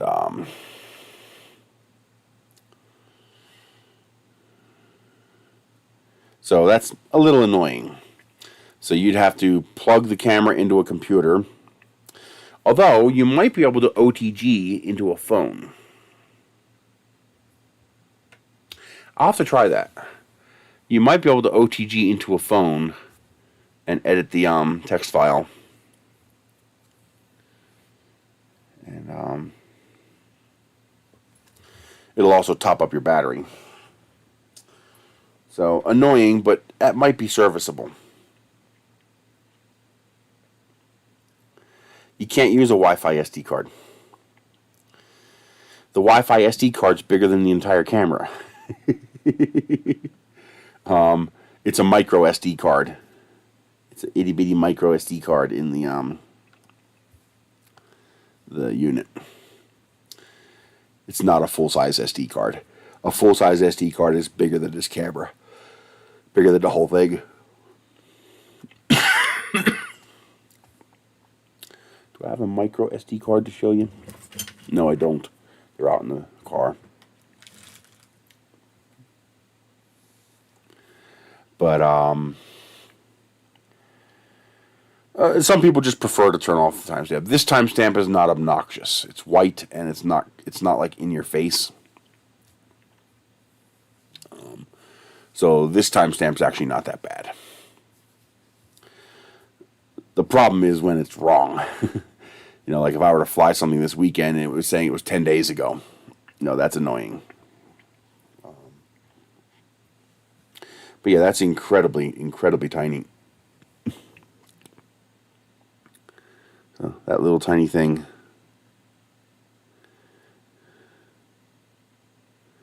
That's the camera. Now those cameras come in a... Where's the one I didn't take apart? I have one I didn't take apart. Was that still in here?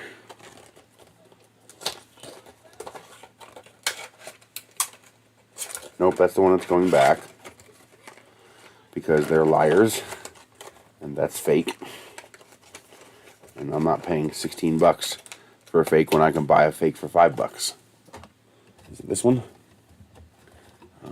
But even without taking the camera apart, they are incredibly tiny.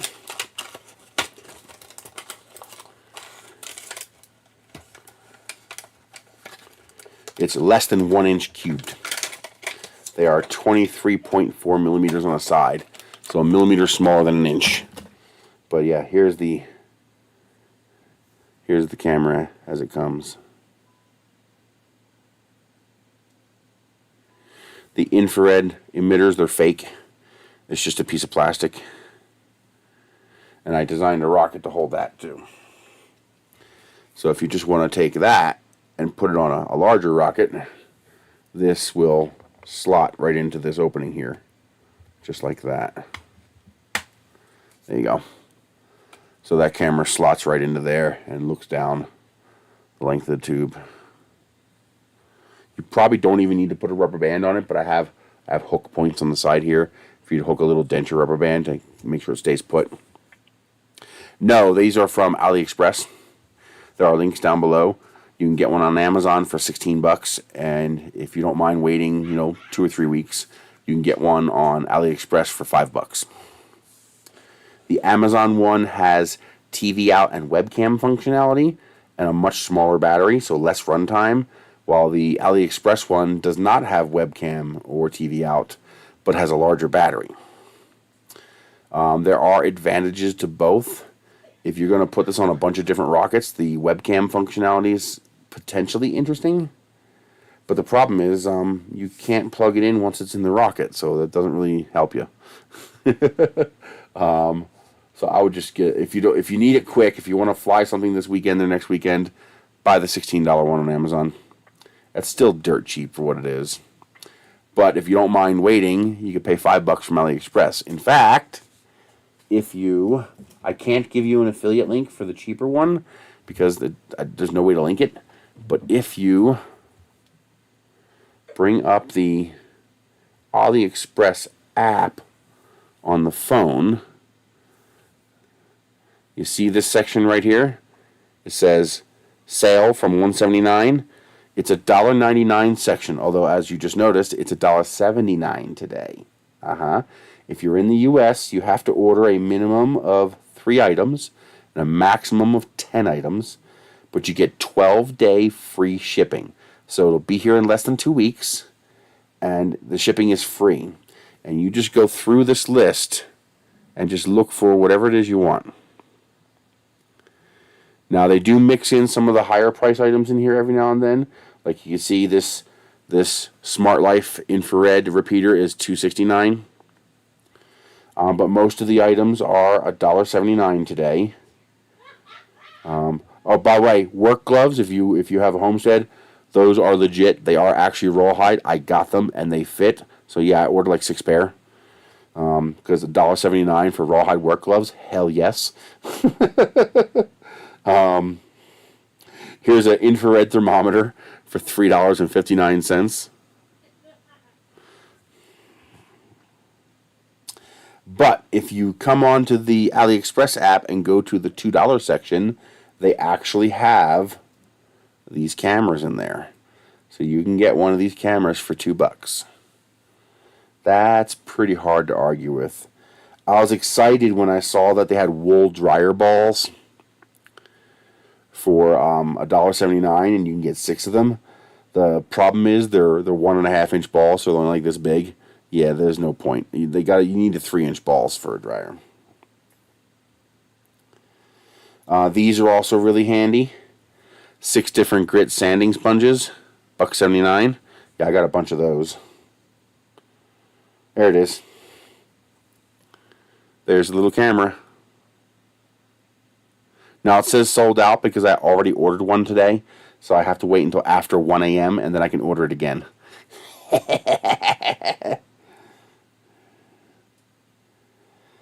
So I've already got like 7 or 8 of them. Half of them are still on the way here. Oh man. The USB cables that I like to get, the ones that have the little display. See how it has a little screen there? It says 0 watts. These little USB-C cables that tell you how much power is being drawn, $1.79 through the app. I even found micro USB version of that cable with a display on it. Hell yeah, I grabbed some of those.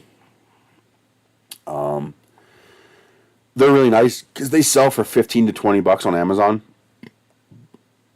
So if you don't mind waiting a little bit, you get them dirt cheap.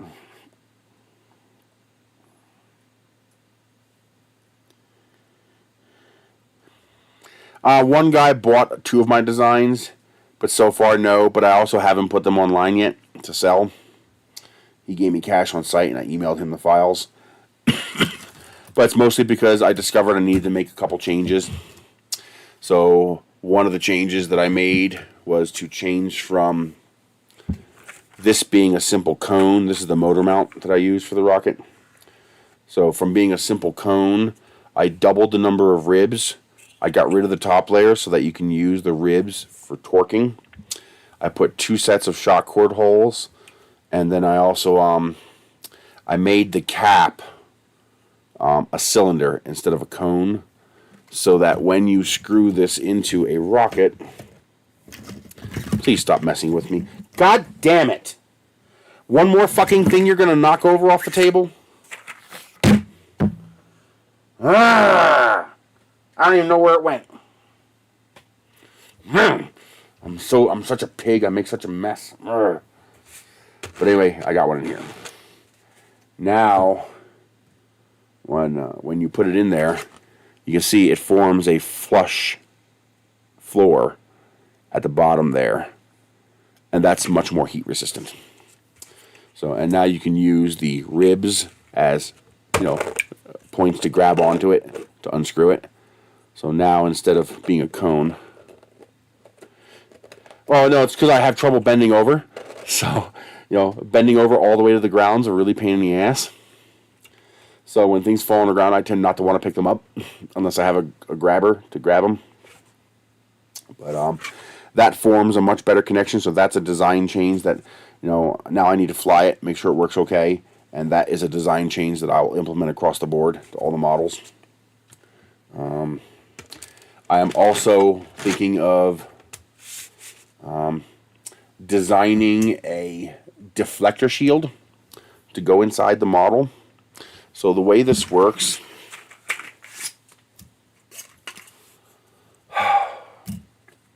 well, the problem is this keyboard is angled, and I keep putting stuff on top of the keyboard so it slides off. And of course, that's right onto the floor. So right now, you take one of these, you install one of these like that, okay? And then you have a little piece of tube sticking up. What I'm going to do is, first of all, I'm going to use more tube, okay? So a much longer stuffer tube inside the rocket to give the exhaust gases a chance to cool down before they hit the plastic. But then I'm also going to install a baffle on the end here. So basically a larger diameter 3D printed ring that will glue onto the end of this. And that 3D printed ring will be slightly closed at the top like that. The idea is to let this part melt. So this will be a sacrificial part. You might be able to fly it 10 or 20 times before you gotta tear it off and put another one on, which is fine, or it might last forever. Who knows? I'm also going to experiment with some engine block paint to see if I can create an ablative coating to help absorb the heat. But the idea is to have an expansion chamber to allow that heat to expand and cool before it reaches native plastic. Well, my problem is less age and more I am morbidly obese. So, yeah. But yeah, so I'm going to make the stuffer tube longer, and I'm going to have an expansion chamber that you glue on the end here. Keep it a couple grams, something lightweight, just a little piece like this big. That's bigger than this tube, but smaller than that tube, to act as an ablative layer between the plastic so that the raw heat of the ejection gas doesn't just tear up the tube. Especially if people try to print the model out of PLA. That's 20. God, I just drop stuff. I just drop it like that.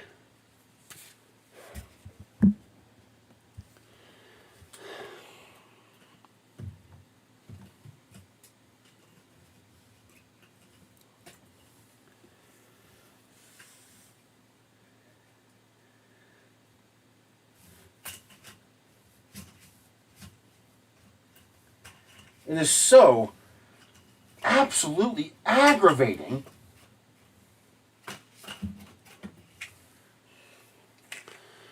Oh my God, it drives me crazy. It makes me want to rage.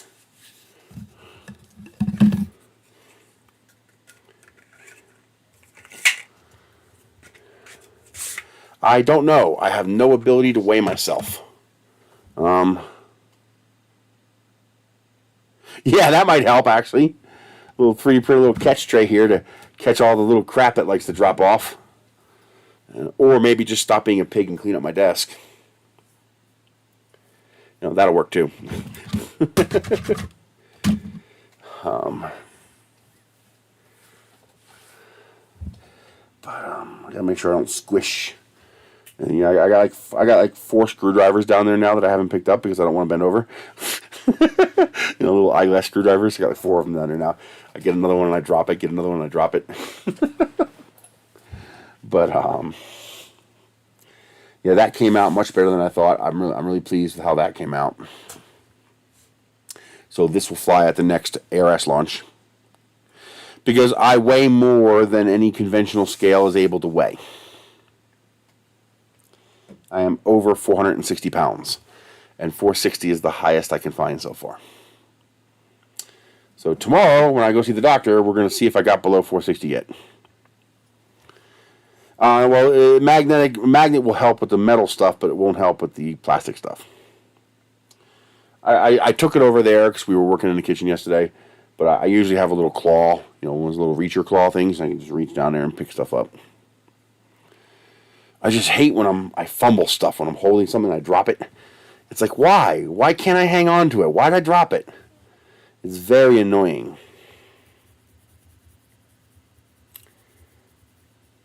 Makes me want to bite Michelle.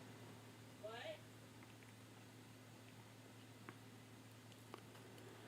You see what time it is? What? You see what time it is? What time is it? Do you see what time it is? No, I don't. I don't have my phone. Well, take a look at what time it is. You got hungry cats. I don't know. Figure it out. 12:30. What? 30. 12:30? Yeah. Well, that's your fault. Those cats expected to be fed 3.5 hours ago. They're hungry. Even your cat was whining outside your door. He's like, come feed us. We're hungry. I don't think so. I mean, no numbness or anything, and touch feels good, and it's just sometimes I just let go. Don't know why. I'll just be holding on to something and I don't know. It's annoying as hell. I'm really, really close to the weight of the scale. If I grab the bars on the wall and I pull down, I can make numbers appear. So I know I was within 5 or 10 pounds of being weighable. So I'm hoping that when I go there tomorrow, I'll be weighable. We'll see. But what are you going to do? EMG test? What's that?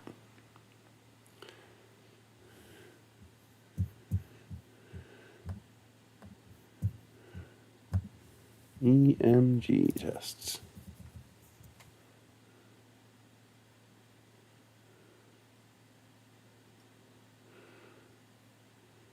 No, I haven't.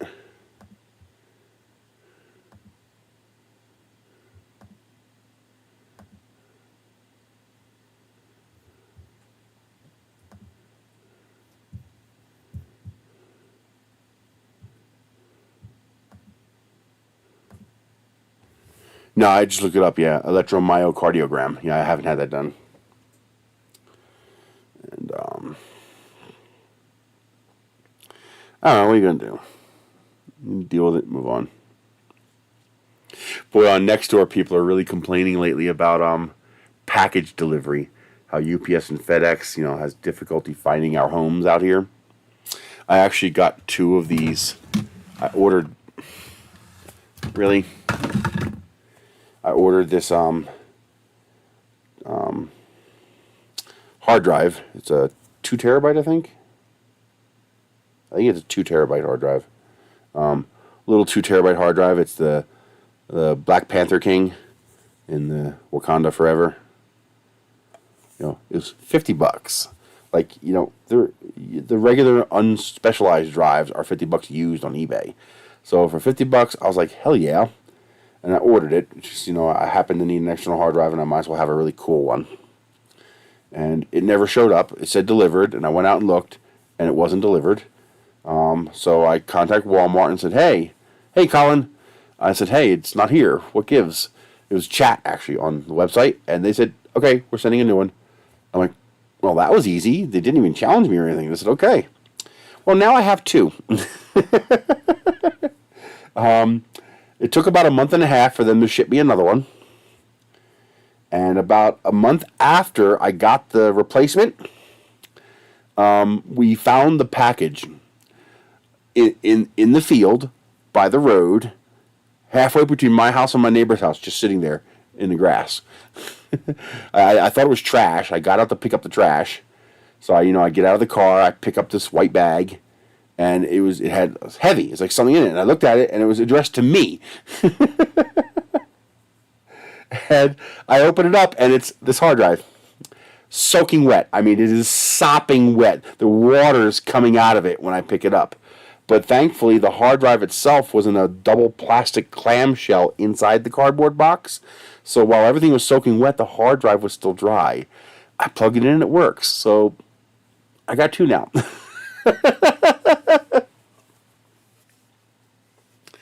I ain't complaining. But that would suck if that would have happened to something that can't be replaced. Like if you order, a custom something, that's a one-off that can't be replaced because it's not being made anymore. You son of a bitch. Why can't you just do as you're told? Oh, you motherfucker.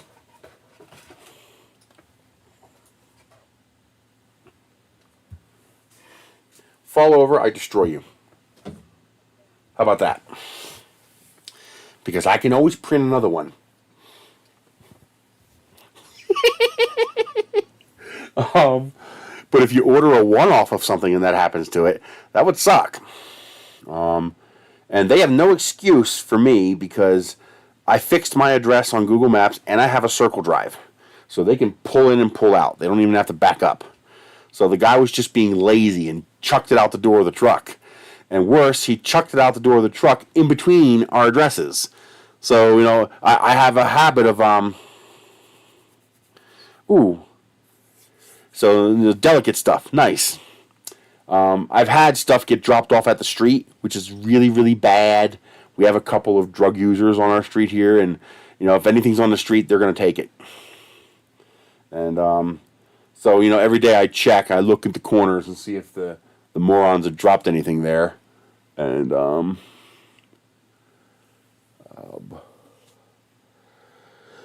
no, this guy must have just chucked it out the door in between the 2 houses.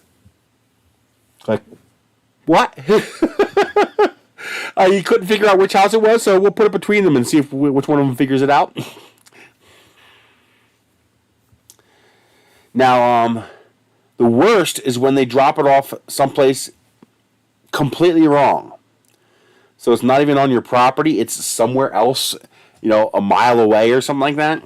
And I don't know if this will work. So if somebody tries it, let me know. I don't have access to an original picture, so I can't test it. Depending on their camera and depending on whether their software scrubs it or not, hopefully it doesn't. Hopefully they're smart enough to realize this is a good idea. Camera, if you take a picture with your cell phone, unless you turn it off, your camera, your phone has a GPS chip inside. So the phone knows where it's at. And it can store that data in the picture. The pictures have something called EXIF data. So if I load up a picture from one of my Canon, it'll tell me what camera I used, what shutter speed I used, what ISO I used, what aperture I used, what white balance I used, any corrective actions I took on the photo. It stores all of that as metadata in the file itself. Well, the thing is, you don't want to scrub it. You want it. Because if they drop your stuff off at the wrong address, if that information is intact, you can load it up and figure out where the hell your stuff is. So the one person, they found their item. UPS found the item, went and picked it up, and dropped it off again at the wrong house again. A different wrong house. But thankfully it was one of their neighbors who they knew, so they were able to get their package. It's like, come on! Now, something you should be aware of, use Google Maps to navigate to your house. Once you get to where it claims your house to be, this only works if your house is not correctly marked. Like when I was buying this house, I thought I was buying that house next door. Because when I typed in 48 Pignon Road, that house had the marker on it. So I thought I was buying that house. Until I realized, I was like, wait a minute. That doesn't quite look right. That looks different than the pictures. And I realized, wait a minute, it looks kind of like that house next door. And that's when I found out he's 46, I'm 48.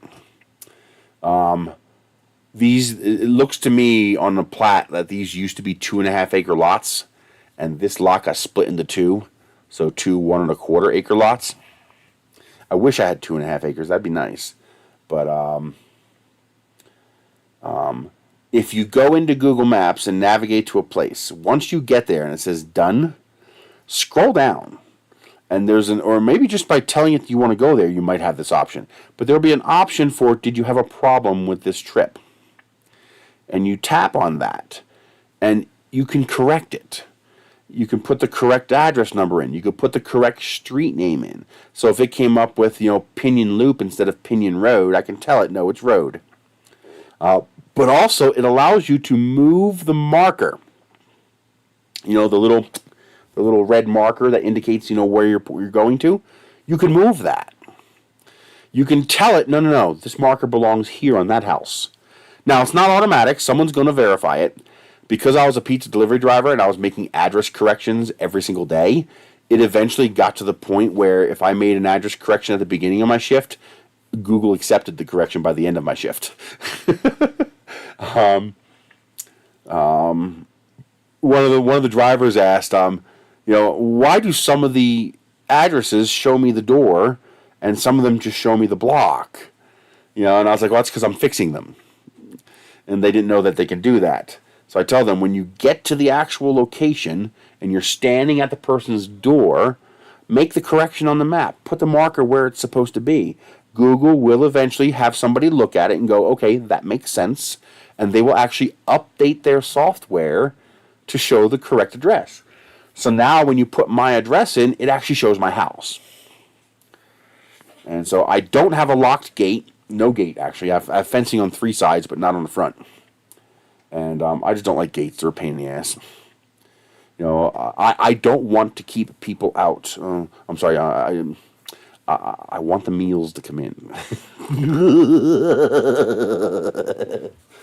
You get less meals when you have a gate. But anyway, I don't have a gate. I have a circle driveway, and mapping software has the correct location for my house, so there's no excuse. The guy was just a lazy shit. Yeah. Hey, us lizards got to eat, man. But just remember, we only eat mean people. We don't eat good people. See, the nicer you are, the better the person you are, the more like shit you taste. Like really, really nice people, like they taste like vomit. We don't eat good people. It's the bad people that taste good. Yum, yum, yum. Hi, everyone. Our favorite is politicians. They taste really good. Well, you render out the fat, and you make soap with it, and you do all kinds. You make candles with it. Ben says hi. Hi. Yeah. People say, well, hey, this hamburger tastes good today when you go to McDonald's. You know, what's so good about it? Oh, that's Larry. What do you mean that's Larry? Larry got nasty with us on Saturday, so now you're eating Larry. Oh, God.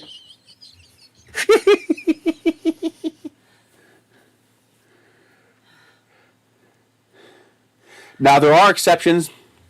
There are some people that are so rancid that you can't eat them. You know, you got people like pedophiles. You know, you can't eat those. They're so rancid. They're so nasty. You use them for chum. Are you jealous or something? He wants to be fed. He's hungry. A pet naughty. I know, but you're not going over there, and he knows it. And he's like, come on, come over here. Here's where the food is. Soylent Green. I keep telling Starbucks they need to have a Soylent Green flavor. What is a Soylent? There was a movie called Soylent Green where the people were eating this stuff that was made of Soylent Green, and at some point in the movie they found out that there's a factory that is it's chopping people up and turning them into the Soylent Green. So you're eating people. Ew. That's gross. They did that on a train movie too, where they were putting people in the stew pot and chumming them up to make food out of them. But no cannibalism required. Okay, I eat people. I don't eat humans or lizards. Okay, I only eat humans. So we take the bad lizards and the bad humans and we split them up. Us lizards eat the bad humans. You humans eat the bad lizards, and we're all good. No cannibalism. Oh, God. Because there's health issues with eating your own species, the diseases and stuff that can transfer very, very easily. You really don't want to eat your own species. That's dangerous. You're his victims now. You gotta listen to what he says. So today I'm going to print one of these out of the purple. I really want to print one of these in this purple filament. So this stuff here. So that's just a really nice color. That blue is nice too underneath the pink. That's PLA. I can't use that. What, the blue? Uh-huh. I'm just saying, not that blue, the other pink underneath. Why would you change from pink to blue? I was talking about the blue. But then you said pink. I was saying where it's at. Oh, no. That is PETG, but it's not the greatest. Although for this it'd be fine. I want to do this one here. This is Filamentum Icelandic Blue, but it's PLA, so I got to see if they have a PETG variant of that. I was just saying it was nice, the color. But I was describing where it was at. That's what you tell me I need to do, so you know what I'm talking about. I'm having a ball. Slow down. Oh, God. He's rolling. You got So him they laughing. ate too much of the person already? You got him laughing.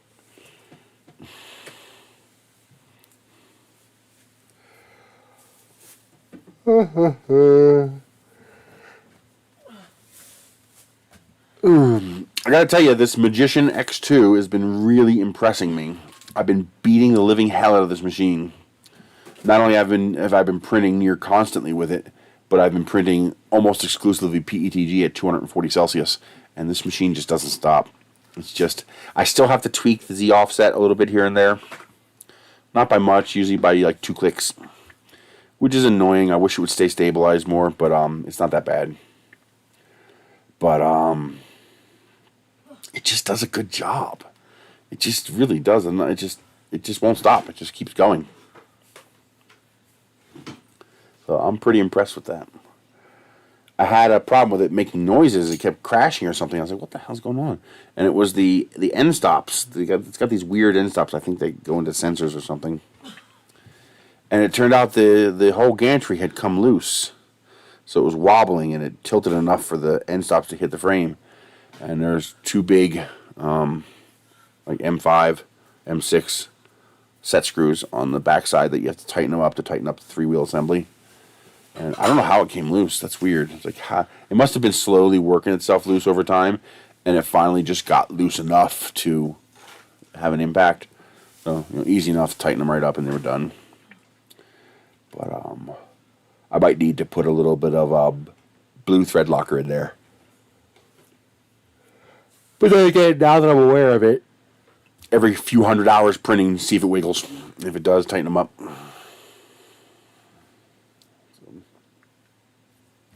You can get this little scale on Aliexpress too. It's like $4.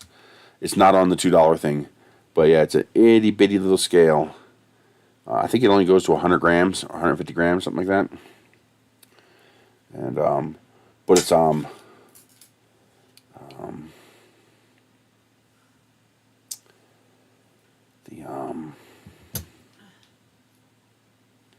it's 2 decimal places,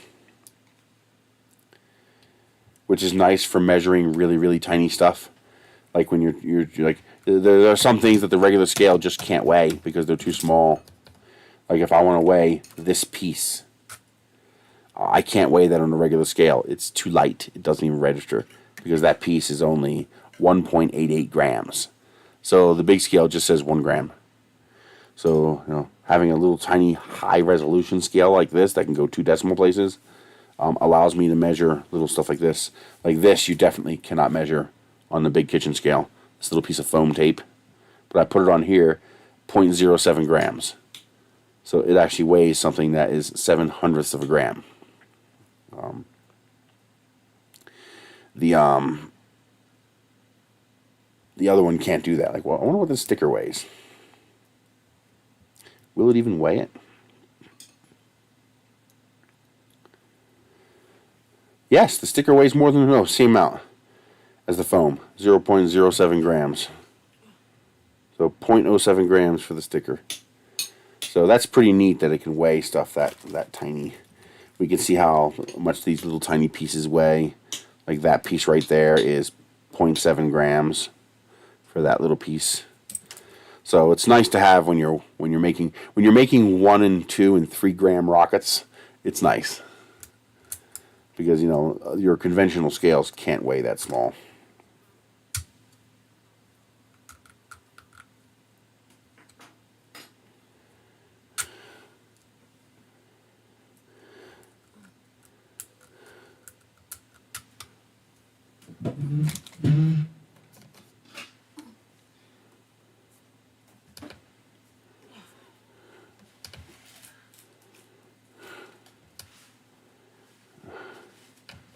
Yeah, that's pretty nice. I like that.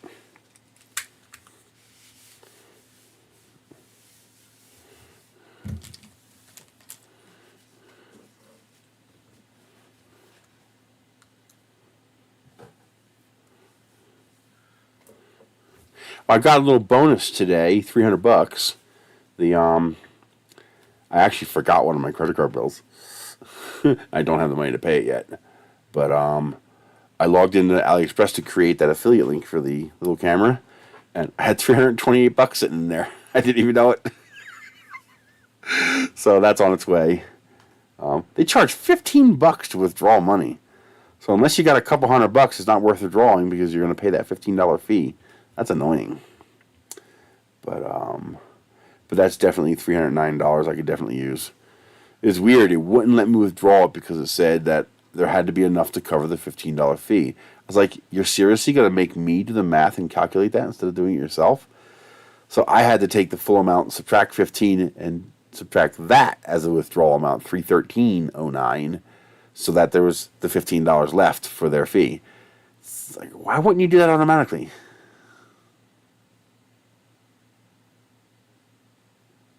Well, if I really needed to weigh myself, the way I would do that is just buy 2 scales. And you buy 2 mechanical scales, not digital. You need ones that are continuously weighing you. And then you just put 1 foot on each.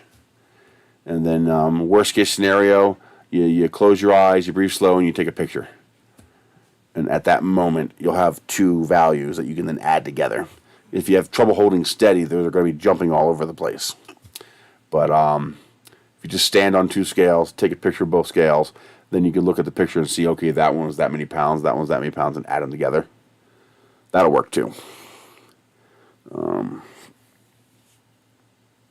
I just have no reason to buy 2 more scales. So you can't use digital because digital samples and then freezes. So if you're leaning less on one foot and it freezes, and then you lean less on the other foot and it freezes, both values are going to be wrong, and they're going to add up to less than what you are. That's why you need an analog scale that has the dial, because it's continuously reading out. It's not like the digital ones that will sample and then stop. Got these neat little hubs.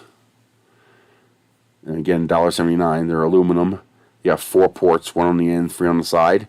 But what's really cool is they have them in both regular USB, and they also have them in, come here. They also have them in USB-C.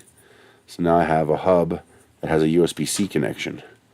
So now for any computer I want, I can plug in and have a 4-port hub. I also got one that looks like a banana. I had to have it. It's a 4-port USB hub in the shape of a banana. Like, yeah, I have to have that. No question about it. But oh, something else that is available again on the $2 site. It hasn't been available for a while, but it's very, very nice to have. Is they have the solder seal set that actually comes in a little box. It's a little 100-piece solder seal set for $1.99. Oh, nice. Now, the only bad news is that it only comes with like 30 or 25 of the ones you really need, the white ones, because these are the ones that are going to do the little tiny wires that we tend to mess with 3D printers and stuff like that. Most of it is these larger ones, which are more useful for like cars. But later on, you can buy refill packs, like get a whole bunch of just the white ones, and then you can move these dividers around. Yeah, these things are amazing. They are so good. I use them in combination with heat shrink. So I'll put a piece of heat shrink on and a solder seal on. So I can do the solder seal first and then heat shrink on top of it for a more durable connection. But yeah, the solder seal is just nothing short of amazing. For those who are not familiar, the way this works, I'm going to take out one of the really big ones so you can see it. So the color coding is normal American color coding for that scale of wiring. But this is heat shrink. It also has adhesive, so it'll hold the part. And that little bead in the middle there, that's a bit of low temperature solder. So you're supposed to use a heat gun, but you can use a lighter. You put your 2 wires in here. You make sure the 2 wires are both crossing over this little solder bead. And you hit it with the lighter or the heat gun. It'll shrink, adhere, and solder the connection all in one go. These are amazing. They make things so much easier. So much easier. They are just so incredibly, incredibly convenient.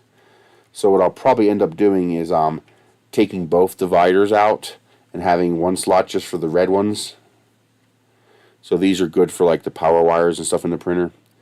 And all the rest of the wires, like fan wires and stuff like that, they use the white ones. So what I'll do is I'll get a whole bunch of the red, a whole bunch of the white, and refill it. But what's nice is that this $1.99 kit actually comes with a case. So you have this nice little case. You toss that in your glove box or your tool back in your truck or whatever.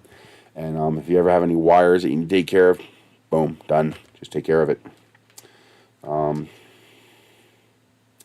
wouldn't mind being able to order more of these cases. Having all the same size cases, but then using the dividers to divide up what you need would be handy. Because by having all the same size, I can then 3D print carousels to hold them. I mean, I guess I could 3D print these, but I like the clear cases that you can see inside. And that's hard to do with 3D printing. But, plus, I mean, if they can sell me this for $1.99, I should be able to get the cases for like 25 cents a piece, you know, if you buy enough of them. So I wish there was a way for me to buy just a whole mess of this exact case right here. It's got an actual clamp. It's not a compliance hinge. So this is an actual piece that, you know, that fits in there. So that is not going to fail on you. So that's a nice, good, solid hinge. And then these dividers are removable and movable. So you have a spot here, here. So you could put up to 6 dividers in here. So you can make this an 8 slot or less. You can go down to 2 slots because this center one's not removable. But yeah, these would be really nice just by themselves. And then you can they have tags for hanging them up. And then you could also you know, I can 3D print a carousel to slide them into. And then you can print a little tag on the front for what it is. But yeah, if you go out there today, it's not $1.90 dyed, it's $1.70 dyed. So for $1.79, you can grab yourself one of these. You can grab yourself one of those cameras. Oh, thank you, Colin. Let me check that out.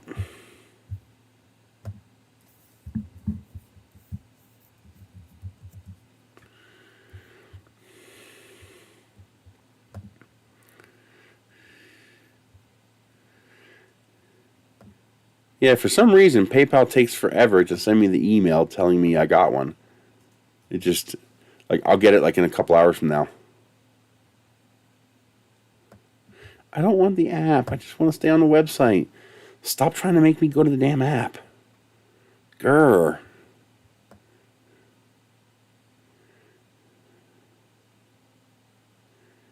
You rock, dude. $35 from Colin. Thank you very much. I very much appreciate that.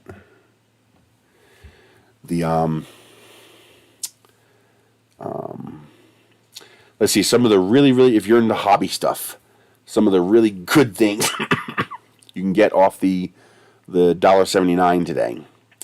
Remember, you have to buy a minimum of 3 items, maximum of 10, and you can place multiple orders. You can't place multiple orders for the same thing. You have to wait 24 hours. So tomorrow you'll be able to place another order. And if that item is still available, you can order it again. Like, I'm really annoyed right now. They have a remote. Oh, that was weird. OBS disconnected and reconnected immediately. That was weird. Wi-Fi glitch.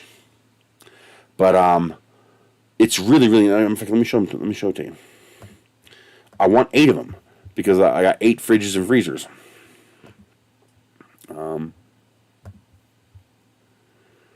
But I can't. It's not there today. I was able to order 2. I ordered one yesterday and one the day before.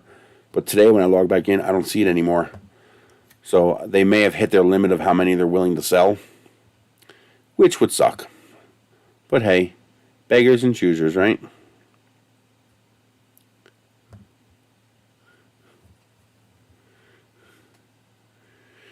Not too much from Walmart, although I found a good Amazon deal. Hang on, let me find this thing. Oh, this was kind of neat. And again, I ordered one, and I can't seem to get another one, which is really annoying, because I want another one. Where is this temperature thingy? Oh, there it is.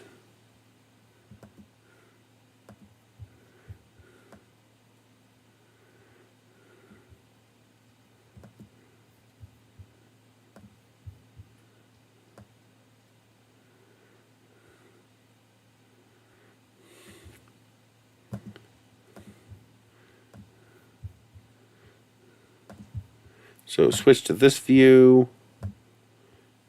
So I got this. Really nice. I mean, they're only $5, but I'd rather get them for $1.79. So you can see it's got temperature, inside and outside, and humidity. And you can use the probe. I could put that in the fridge. So I can see the temperature in the fridge or the freezer. So this is really, really nice. And you can switch between Fahrenheit and Celsius, which is also nice. But that's exactly what I need for all my fridge freezers.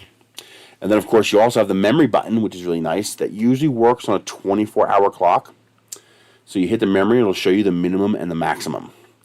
So you can see if your fridge or freezer ever got too warm just by tapping that memory button and seeing if the temperature ever went above freezing. That's really nice.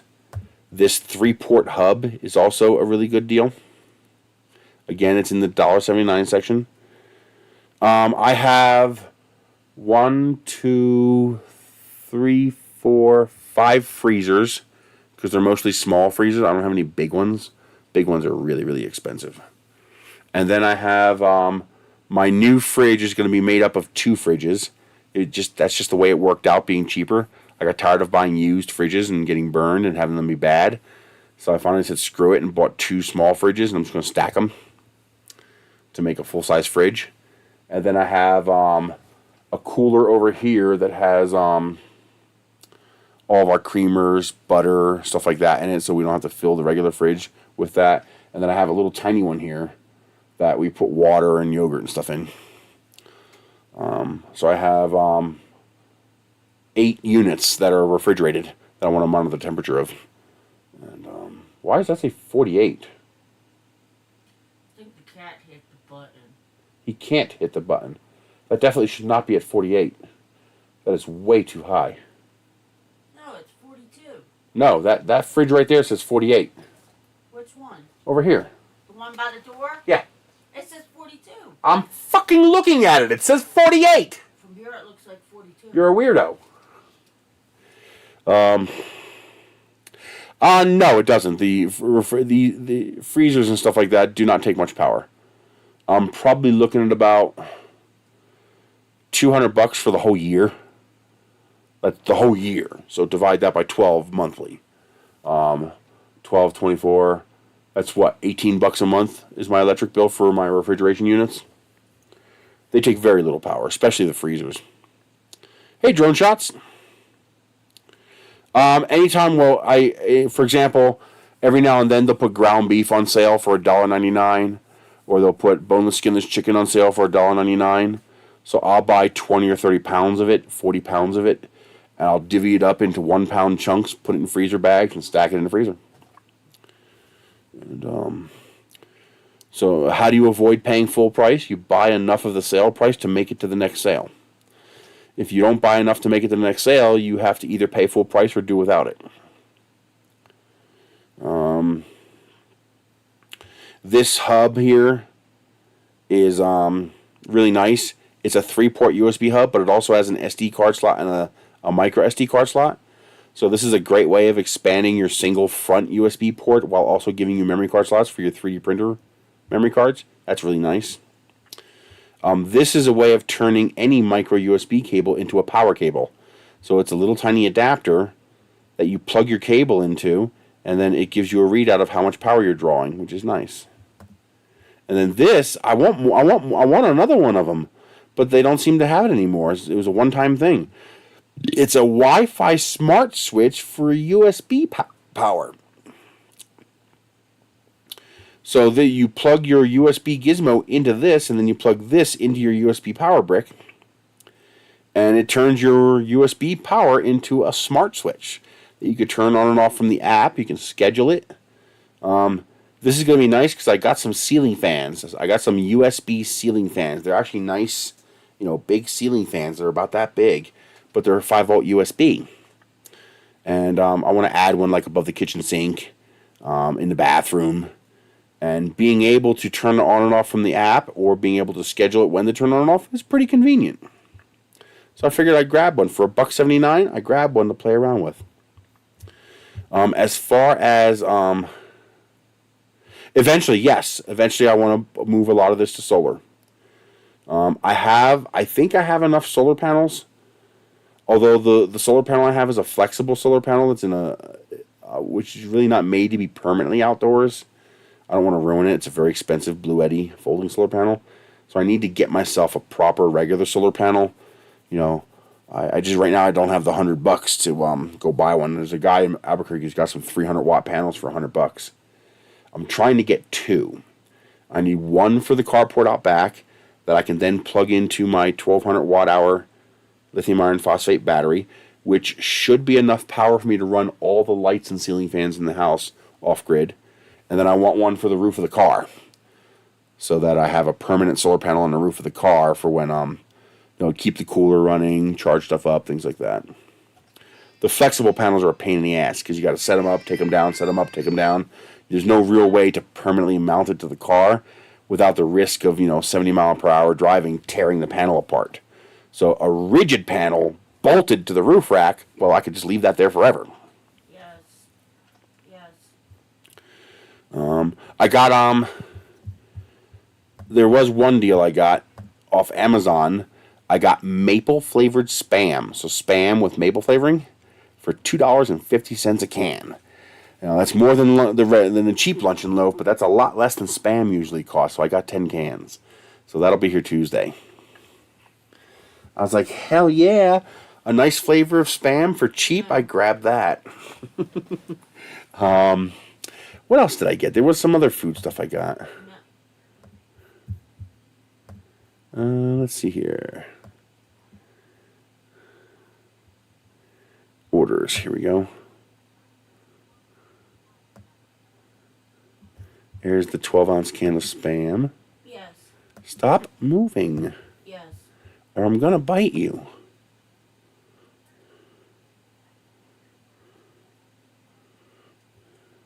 Yes. Yes.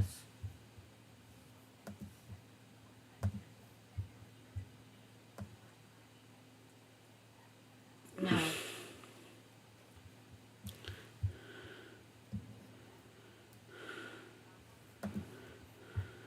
No. Hey, I'm loading up some stuff to show you.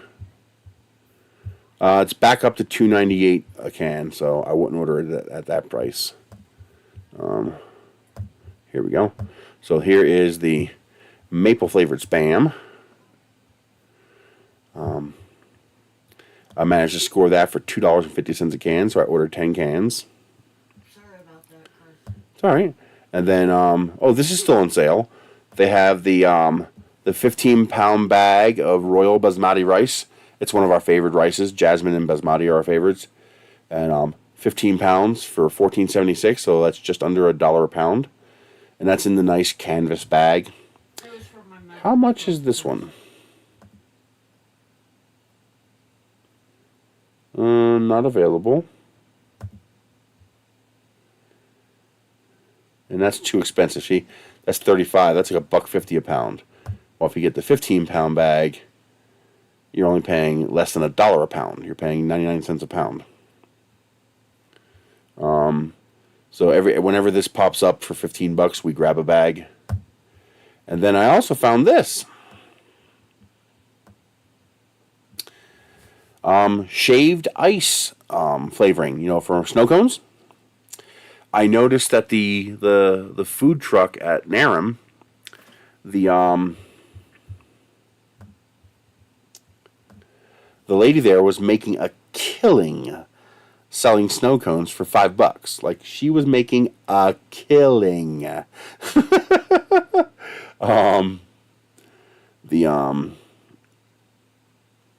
So I ordered some syrup. I ordered the nipples for them.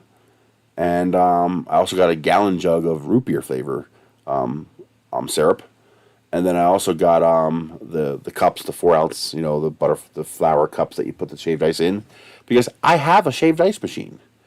I've got one. So it would cost me nothing but the cost of syrup to try it. So there's a little open field here at the where 40, 40, and 66 are. And, most of the time they don't bother you if you set up a little table there. So on the hot days, I'm going to try setting up a little table there and sell snow cones. At $5 a pop, I can make a killing if I get enough customers. And I should be able to do the whole thing on solar power. I have 2 better than 1 kilowatt hour batteries, and then I have 2 solar panels. I have a 240 watt panel and a 120 watt panel, so I can hook them both into the batteries, and I should be able to do the whole thing on solar power. And stop by the place and grab bags of ice. I'll have to get another cooler because that cooler doesn't have a sealed lid anymore, so the ice melts really fast. But grab myself a cheap large cooler temporarily, and get a whole bunch of ice and sell snow cones and see how well I do. The trick will be to make sure I first sell enough to pay for the ice, and then everything after that's basically profit. So I'm going to try that, and I'm also going to try to do that at rocket launches. Maybe an hour or 2 a day, sell some snow cones, because I want to fly too. And hell, if I only need to sell 4 snow cones to pay for the gas to go to the rocket launch. Because I can't use the electric car. It's 100 miles away. It's 50 miles each way. So I have to use the gas car, and that's going to cost me $16 in gas to go to the rocket launch. So if I make $20, $4 covers the syrup, the ice, and the syrup and the cups, and the 16 would cover the gas. So if I could sell just 4 snow cones each time, it would at least make it free for me to go to the rocket launch. And if I sell more, I make money. There's a voting one too, but I left that for you. So I'm going to try that. We have 147 of the big experience potions and 4 Yes. of the huge ones. In the soul thing, I got the potions. Hey. Right? Where is that at? Here it is. You hear me, Ian? Let's see, where is that located? Is it one of those where it gets even cheaper if you order more? There's a section that does that. 3 you get 20% off, and 6 you get 40% off, and 8 you get 60% off. To spend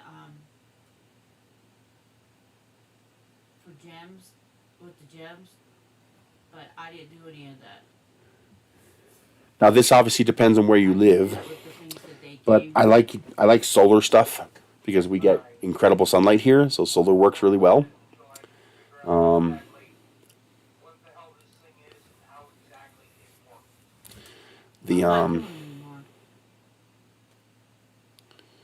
did my part on the adventure too. It might not let you post the link. You'll have to email it to me. You could try it, but it's probably not going to let you post the link. Yeah, it's a huge link, but you have to email it to me. It's not. YouTube is not going to let you post it, most likely. Yeah, it does look nice. They dressed up everything else really nice, but they could have livened up the tower a bit. Yeah. They could have. You see the soul thing? Yeah. See how they did the white and gold on it? And it has green in it, like a bluish green. Yeah. They could have done the tower. Why isn't that working? Yeah. Right there at the top where it separates and goes into the next portion. Yeah. They could have outlined that in gold. I think that would have looked really slick like that. They did the Grand Arena and the regular arena with the gold, white, and red. They dressed up everything else really nice, but they could have updated the tower. There are certain things where it just won't give you a result. It just says, sorry, your search did not match any products. Even though I know it matches products. It just refuses to acknowledge it. Okay, be careful if you don't have much money. That is so weird when it does stuff like that. You had nothing in reserve and had to use everything that you had to get Nebula up to level 130. Alright, well, I just got 3 more of the huge experience potions. Okay. Well, I didn't do the tower, so I'm just letting you know. Alright, good. I was pretty much collecting more than anything. You know what I mean? Come on. Stop being a pest. Alright. Whatever you collect, just let me know so this way I'm not going in and clicking on unnecessary things. Okay. But I did click in the pet thing where you can use the pet coins. Yeah. I've been getting you 150 titanite a day, but it's starting to get dicey now. Yeah. Well, the problem with Amazon, and it's especially the problem actually gets worse the more you try to refine your search. When you're trying to look for something very, very specific, it seems like Amazon doesn't like showing you few results, so it starts inserting other somewhat similar results, even if those results violate the search criteria you entered. So this is especially problematic for us 3D printing guys. So for example, you want some fans. I finally found this again. This is the parts I need to fix my my Chiron. So I need some 24 volt dual ball bearing fans. And I saw some, clicked it, ordered it, got it in the mail. They were 12 volt fans. What the fuck? Why would they send it to 3D printing at Nerisse.com? Anything at Nerisse.com, really. I'll text you or call you. There it is.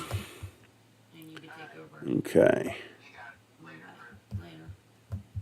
Remember, boss goes last third. Not till tomorrow. Yep, that's it. Today's Wednesday. Sorry, I'm fucking a day ahead of schedule. That's okay. And what do I have to order to get the $3 coupon? Oh, that's $188. That's no good. Alright. But another $1 off if I order 26. Yeah, I know. I'll talk to you tomorrow. Or later. Awesome, I'm going to save that. Bye. Where is the little heart? Come on, there it is. What heart? To save it. Oh. So I can get back to it later.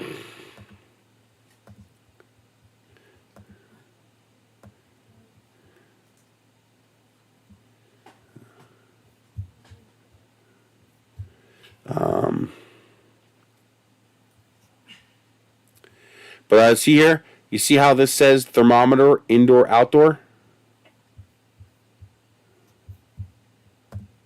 So the description has the words thermometer, indoor, outdoor.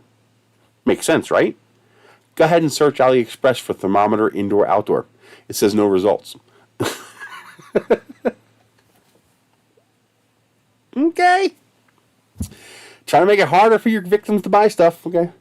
Amazon is different, though. Amazon will start filling in results when there's not enough results. And the problem is sometimes those results are exactly what you're trying not to get.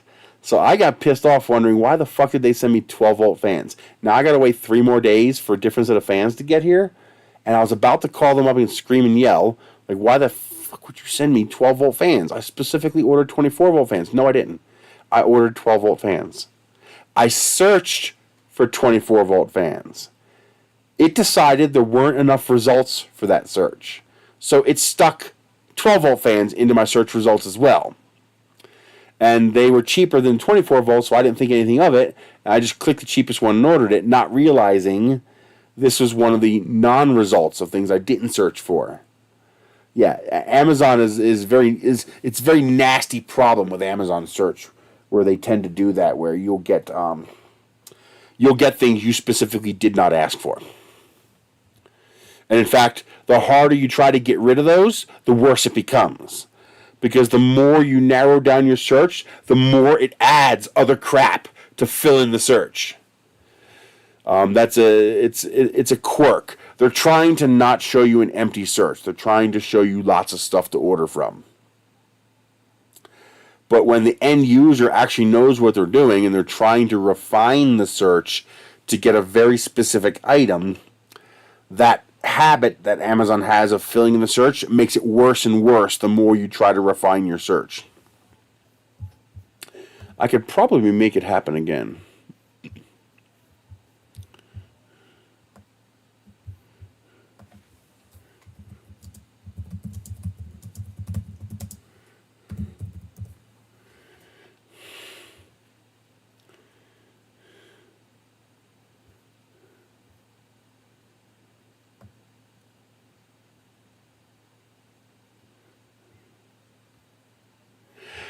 Here's an example of Amazon just being an asshole. So I searched for 24 volt dual ball bearing 40 millimeter, and this is what it gave me. Not a single goddamn fan. Where's dual? Where's 24 volt? It just straight up ignored it. It gave me a listing for as if I searched for 40 millimeter ball bearings. So I should not have to add the word fan. But I have to. I have to add the word fan. Because if I don't add fan, for some reason, it just ignores the whole first half of my search and shows me 40 millimeter ball bearings. Now let's see if I can find some 12 volts in here. 24 volt is common enough now that there might be enough results for it not to do it. Yeah, it looks like it's common enough now that it's able to fill in the search without showing me bullshit. What about 12 volt? That's not what I wanted. Why the fuck are you changing what I typed in? Did you guys see it do that? I typed in 2 and it changed it to a 4. Oh, I hate that. Oh, I hate that so much. Oh, that might be the stupid keypad. 12 volt, 12 volt, 12 volt. These are all 12 volts. Okay. So it stopped doing that. Interesting. At some point, you would have seen a mix of 12 volt and 24 volt fans. But this is the really crazy one. Is the do a search for 24 volt dual ball bearing 40 millimeter, and it just pretends the 24 volt and dual doesn't exist. It just pretends like I didn't type that at all. In fact, will I get the same result if I just delete that? Yes. That's literally what it did. It just pretended the 24 volt and the dual doesn't exist. See? I get the exact same result. And if I add, let's see if it changes it when I add it back. 24 volt dual ball bearing. Yeah, it's just pretending the 24 volt and dual doesn't exist. For some reason, it will not put that. It will not give me a search. What if I take away the 40 millimeter? That gives me fans. So if I take away the 40 millimeter, it gives me fans. But see, I know 40 millimeter exists. There it is right there. See? 24 volt, 40 millimeter, dual ball bearing. So I'm putting in the correct search terms. It's just ignoring them.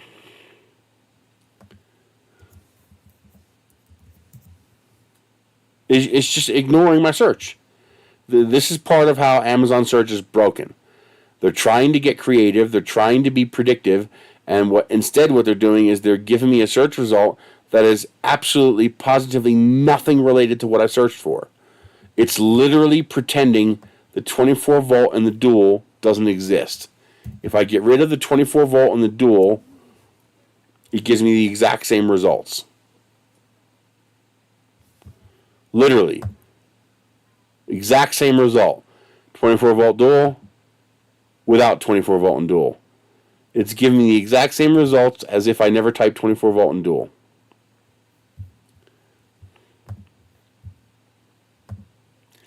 That's very annoying. Why?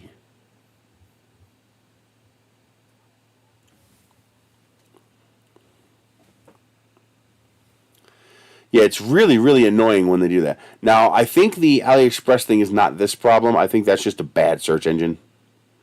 It's just a horrible search engine. Now, it depends. This works on things like Thingiverse, but I don't know if this works on things like Aliexpress. Yeah, Aliexpress.com. We could try door. Will that work? No, it doesn't.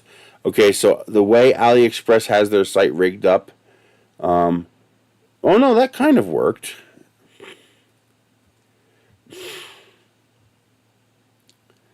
It's not what I wanted, but it did kind of work. So here's what happened when I did that. So this just came up, Aliexpress, Aliexpress. So that didn't work. Well, kind of. That sort of worked. But then it gives me this shopping section. And that did kind of work. These are all indoor outdoor thermometers. But I need the one with the wire probe. Like that one right there.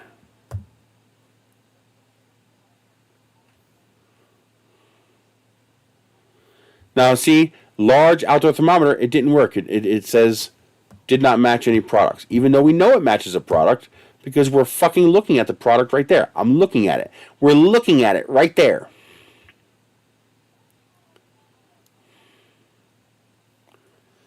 But for some reason, when this just ends up being a search, it just flat out doesn't work.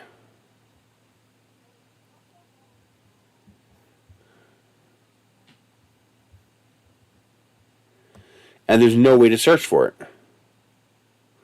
Because the search is broken and doesn't work. That's annoying. Oh, there's an indoor outdoor for $3.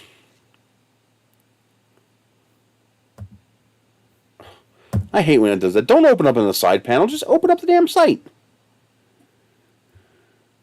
Ah, but they're shipping. So that's no good. So there's no way to search for this on AliExpress. I mean, you'd have to depend on this related items section. Since you can't actually search for it. Is it a category I can go to?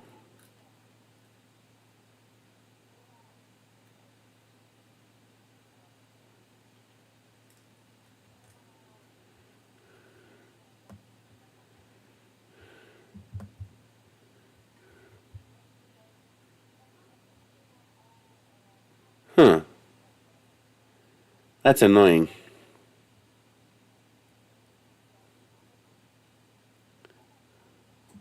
That one says free shipping.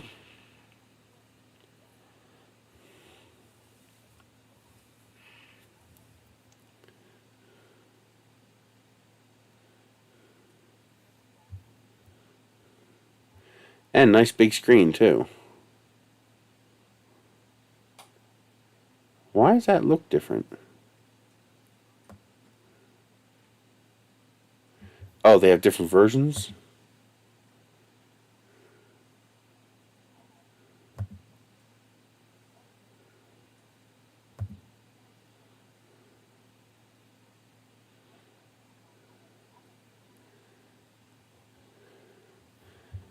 Okay, so that is the one I want. Indoor, outdoor with a temperature probe. So you need the temperature probe because number one, that allows you to see the temperature from outside. But number two, it keeps the battery from freezing and dying sooner.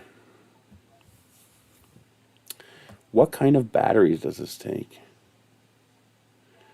I'd like to see, okay, one AAA battery. That's not so bad. I don't want button cells.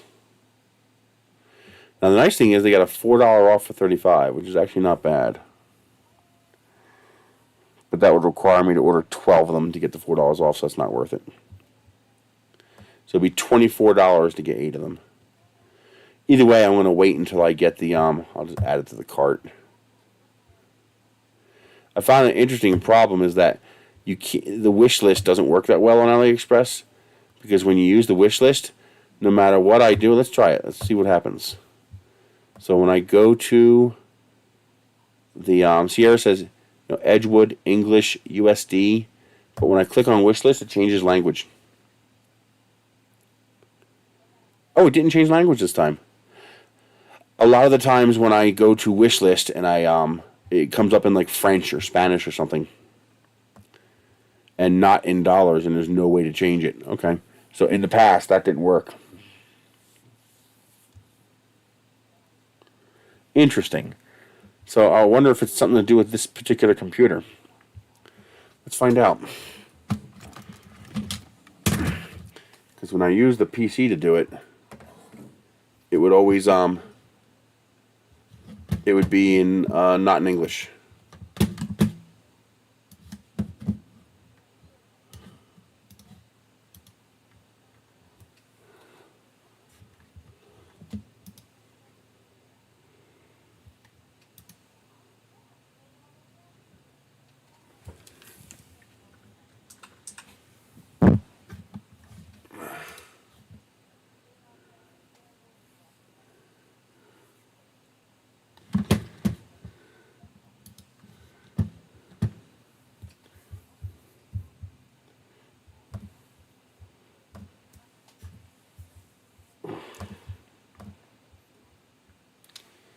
See you later, Con. Thank you again for the PayPal. I appreciate it. So here, I'm in English USD. I go to wish list.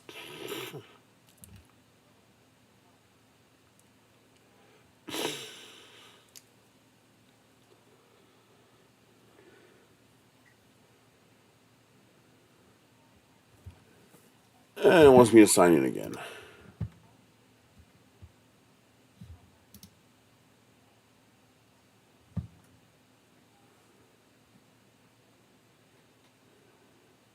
I guess they fixed it. Okay. Now it's showing up in English on here too. Okay, I guess they fixed it. At one point it ignored your language settings and just showed a different language, and it was hard to read, it wasn't in dollars, and there was no way to change it. Oh, that feels good.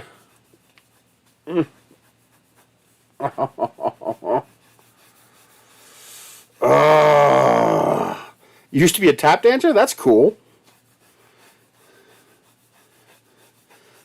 I'm always impressed when I see people do that. The speed and the synchronization is pretty impressive.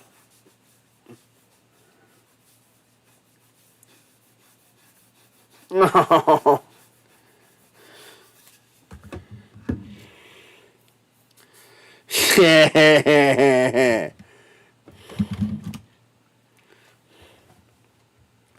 Grown.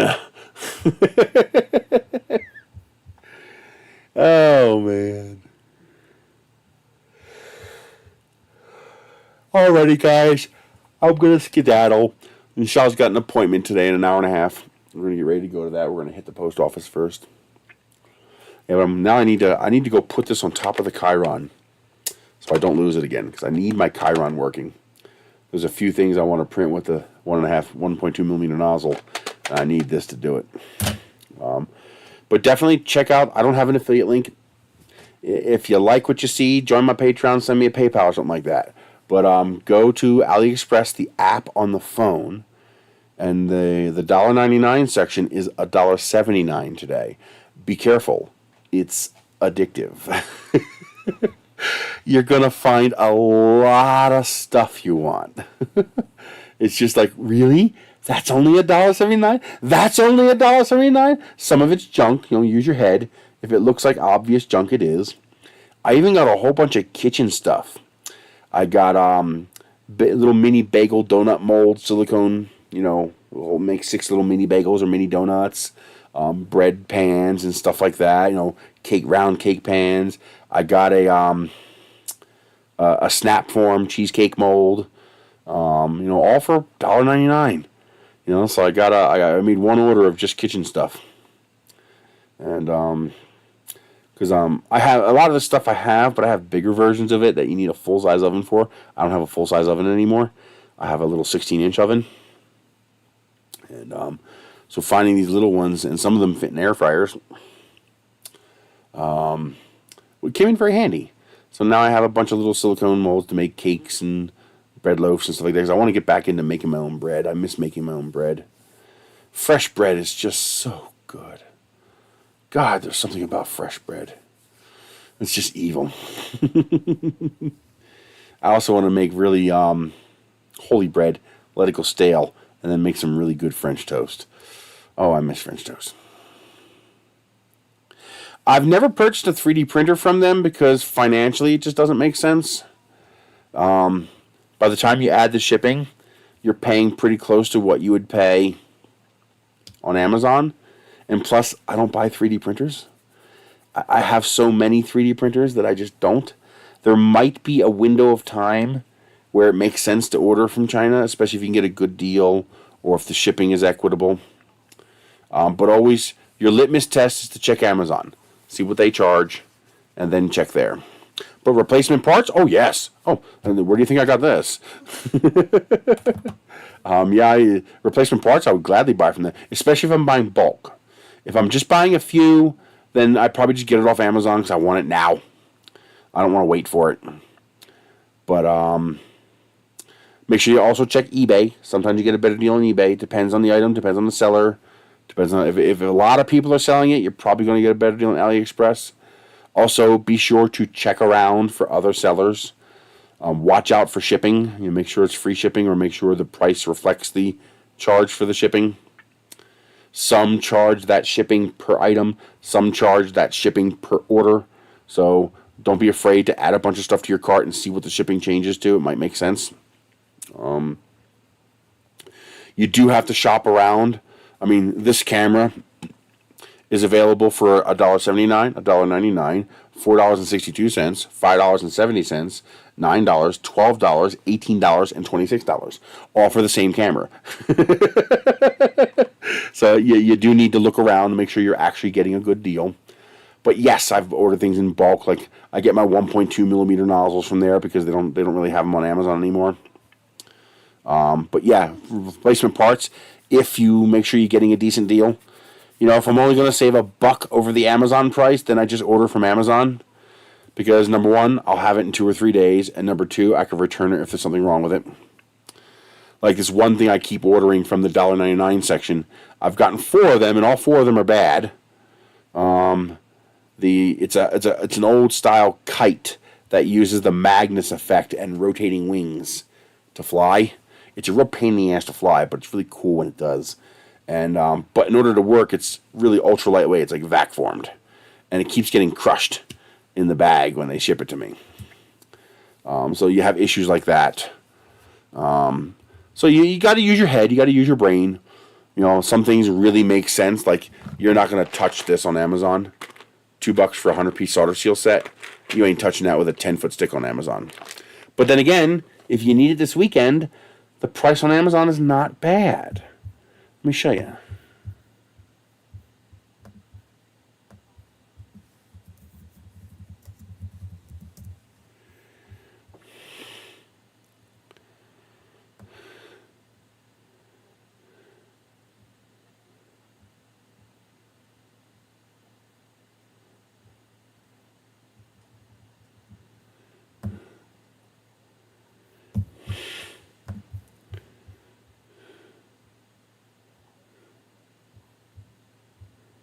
No, he's not.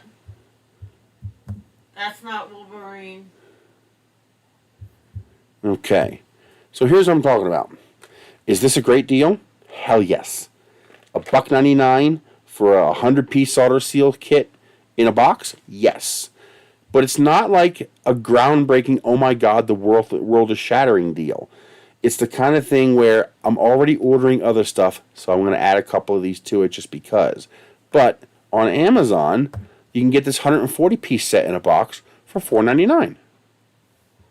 I mean, sure, that is 2.5 times what it costs to buy that from AliExpress, but for $4.99, I have it in 2 days and there's no hassle. I would if I didn't have any of these and I needed some solder seal in the next week, this weekend to work on a project, I would not order these. I would order the $5 kit from Amazon. because the $3 is worth it to have it right now. And but you know, I'm already placing orders from Aliexpress, so I might as well add that to it. Also, there was one deal. It's not always there. Sometimes it is. The $2.99 section has a 300 piece of the red. So you get 300 of the red ones for $2.99. That's actually a really good deal. But what I want is 300 of the white ones, because the white ones are the ones that I'm always short of. But yeah, so you gotta look. You gotta do a reality check, and you gotta check Amazon, see what's available there for how much. Before you go, you know, and then you have to wait 2 weeks to get the damn thing in. Like, how much is the white on Amazon?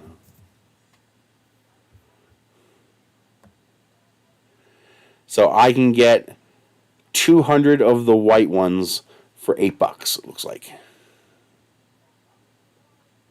Oh, wait a minute. Here's 280. Why the price difference? $5.99, I can get 280 white ones. So double the price of Aliexpress, but double 3 is not that big a deal. You see what I mean? This one is 100 for 12. That doesn't make any sense. How much is the 500 though? 35. That doesn't make any sense. So, you know, you see the 35 for 500. I don't want that. It's too expensive. But this 280 piece for $5.99, that's worth it.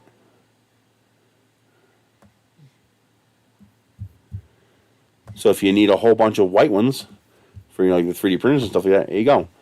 $5.99, and you get 280 white ones. That's not bad. You know, that's about equivalent to what I'm paying. That's almost 300, and I'm paying $2 for 100. So that's a similar price, you know, $2 per 100, and I'm getting just the one I want. So that's basically an AliExpress price. So yeah, you have to be smart and aware. You know, you got to use your head and be cognizant of what you're looking for, what it's actually worth. So here's those solder seals. You know, there's 280 white ones for $5.99. You know, that's what, 20 cents more than it would cost me on AliExpress, and I'm getting it from Amazon in 2 days. So always check Amazon, and if you're really trying to skin the fruit with the price, you know, check eBay too. Now some things you can just look at and know that's an incredible deal, like that camera for $1.99. That's you don't have to check. You're not getting that for $1.99 anywhere else. You know, this razor for, you know, for $4.99 or whatever it was. That's a good enough deal that you know you're not going to get a better deal somewhere else. Wow, 45 days of 100 plus, Jesus. I just saw your post, Ben, about the temperature. That's incredible. There are certain things that you just know are you're going to realize are a great deal. You know, $2 for a USB hub. You don't have to look around for prices. That's a cheap enough price. Just get it. But other things, you know, you got to check. You know, as you can see, let's see, what does the white solder seal cost on AliExpress?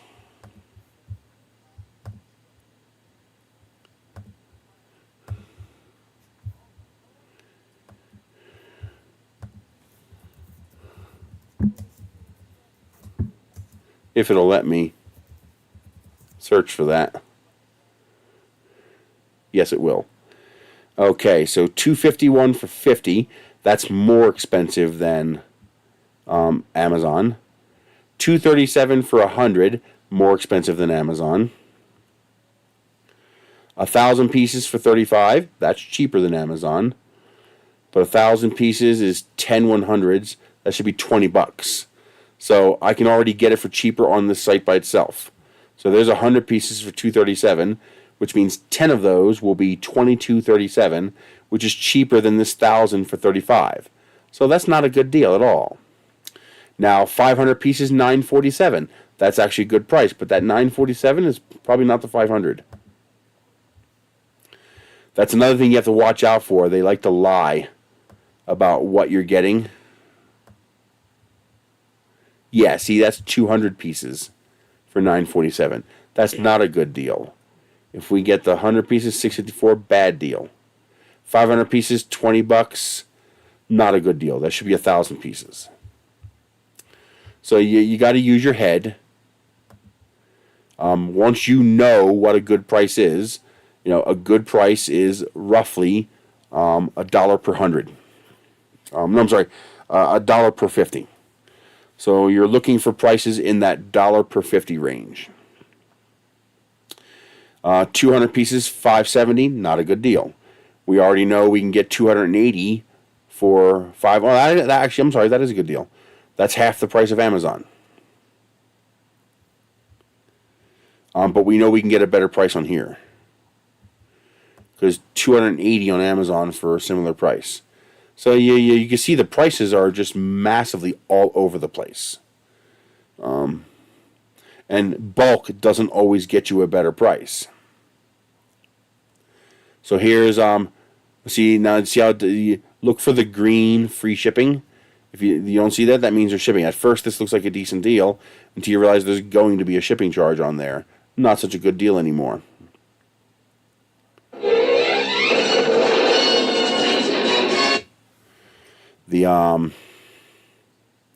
And now we're outside of the range. So your best bet on here is going to be this one, but only if it's free shipping. Now sometimes they'll have shipping, but free if you order a minimum amount. No, see, this one has $3.58 shipping, so not a good deal. So I can actually buy the white solder seals cheaper on Amazon than I can on Aliexpress, unless I go with a really big order. Yeah, so this would be cheaper. Let's see, 280, 6, 12, 18, 24 would be $24, while this would be $9.47 times 2. But I could just order the one set. No, again, we're wrong. This isn't. See how they're cheating? See how it says 500 pieces? $9.47? No, this is what you're actually getting for $9.47. Watch it change. There. That's what you're actually getting for $9.47. So these are actually cheaper to buy on Amazon. Now the little kit for $2, that's worth it. But the larger quantity of the white ones, you're actually better off buying them on Amazon. Because that's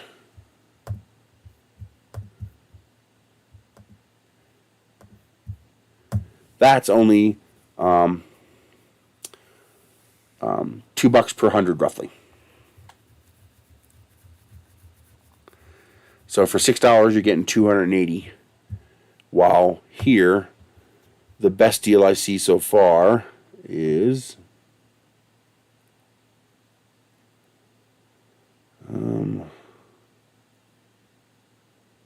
where's the best deal? Here it is. That's going to have a shipping charge. Actually, so far, none are even close. Not what I want you to do. I wanted the stupid fucking little window to go away. So yeah, there is no good deal on AliExpress for the solder seal.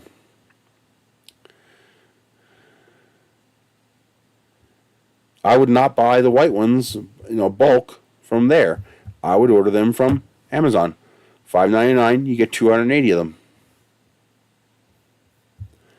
So yeah, you gotta shop around. You definitely have to shop around. You can't just go, oh, it's AliExpress, everything's cheap. That's not how it works.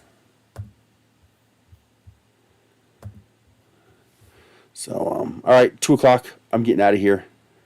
Thank you again, Colin. I know you're gone already, but I want to say thank you for the PayPal, and I will see you guys later. If you like what I do, join my Patreon. Send me a PayPal. Send me a coffee. However you want to do it.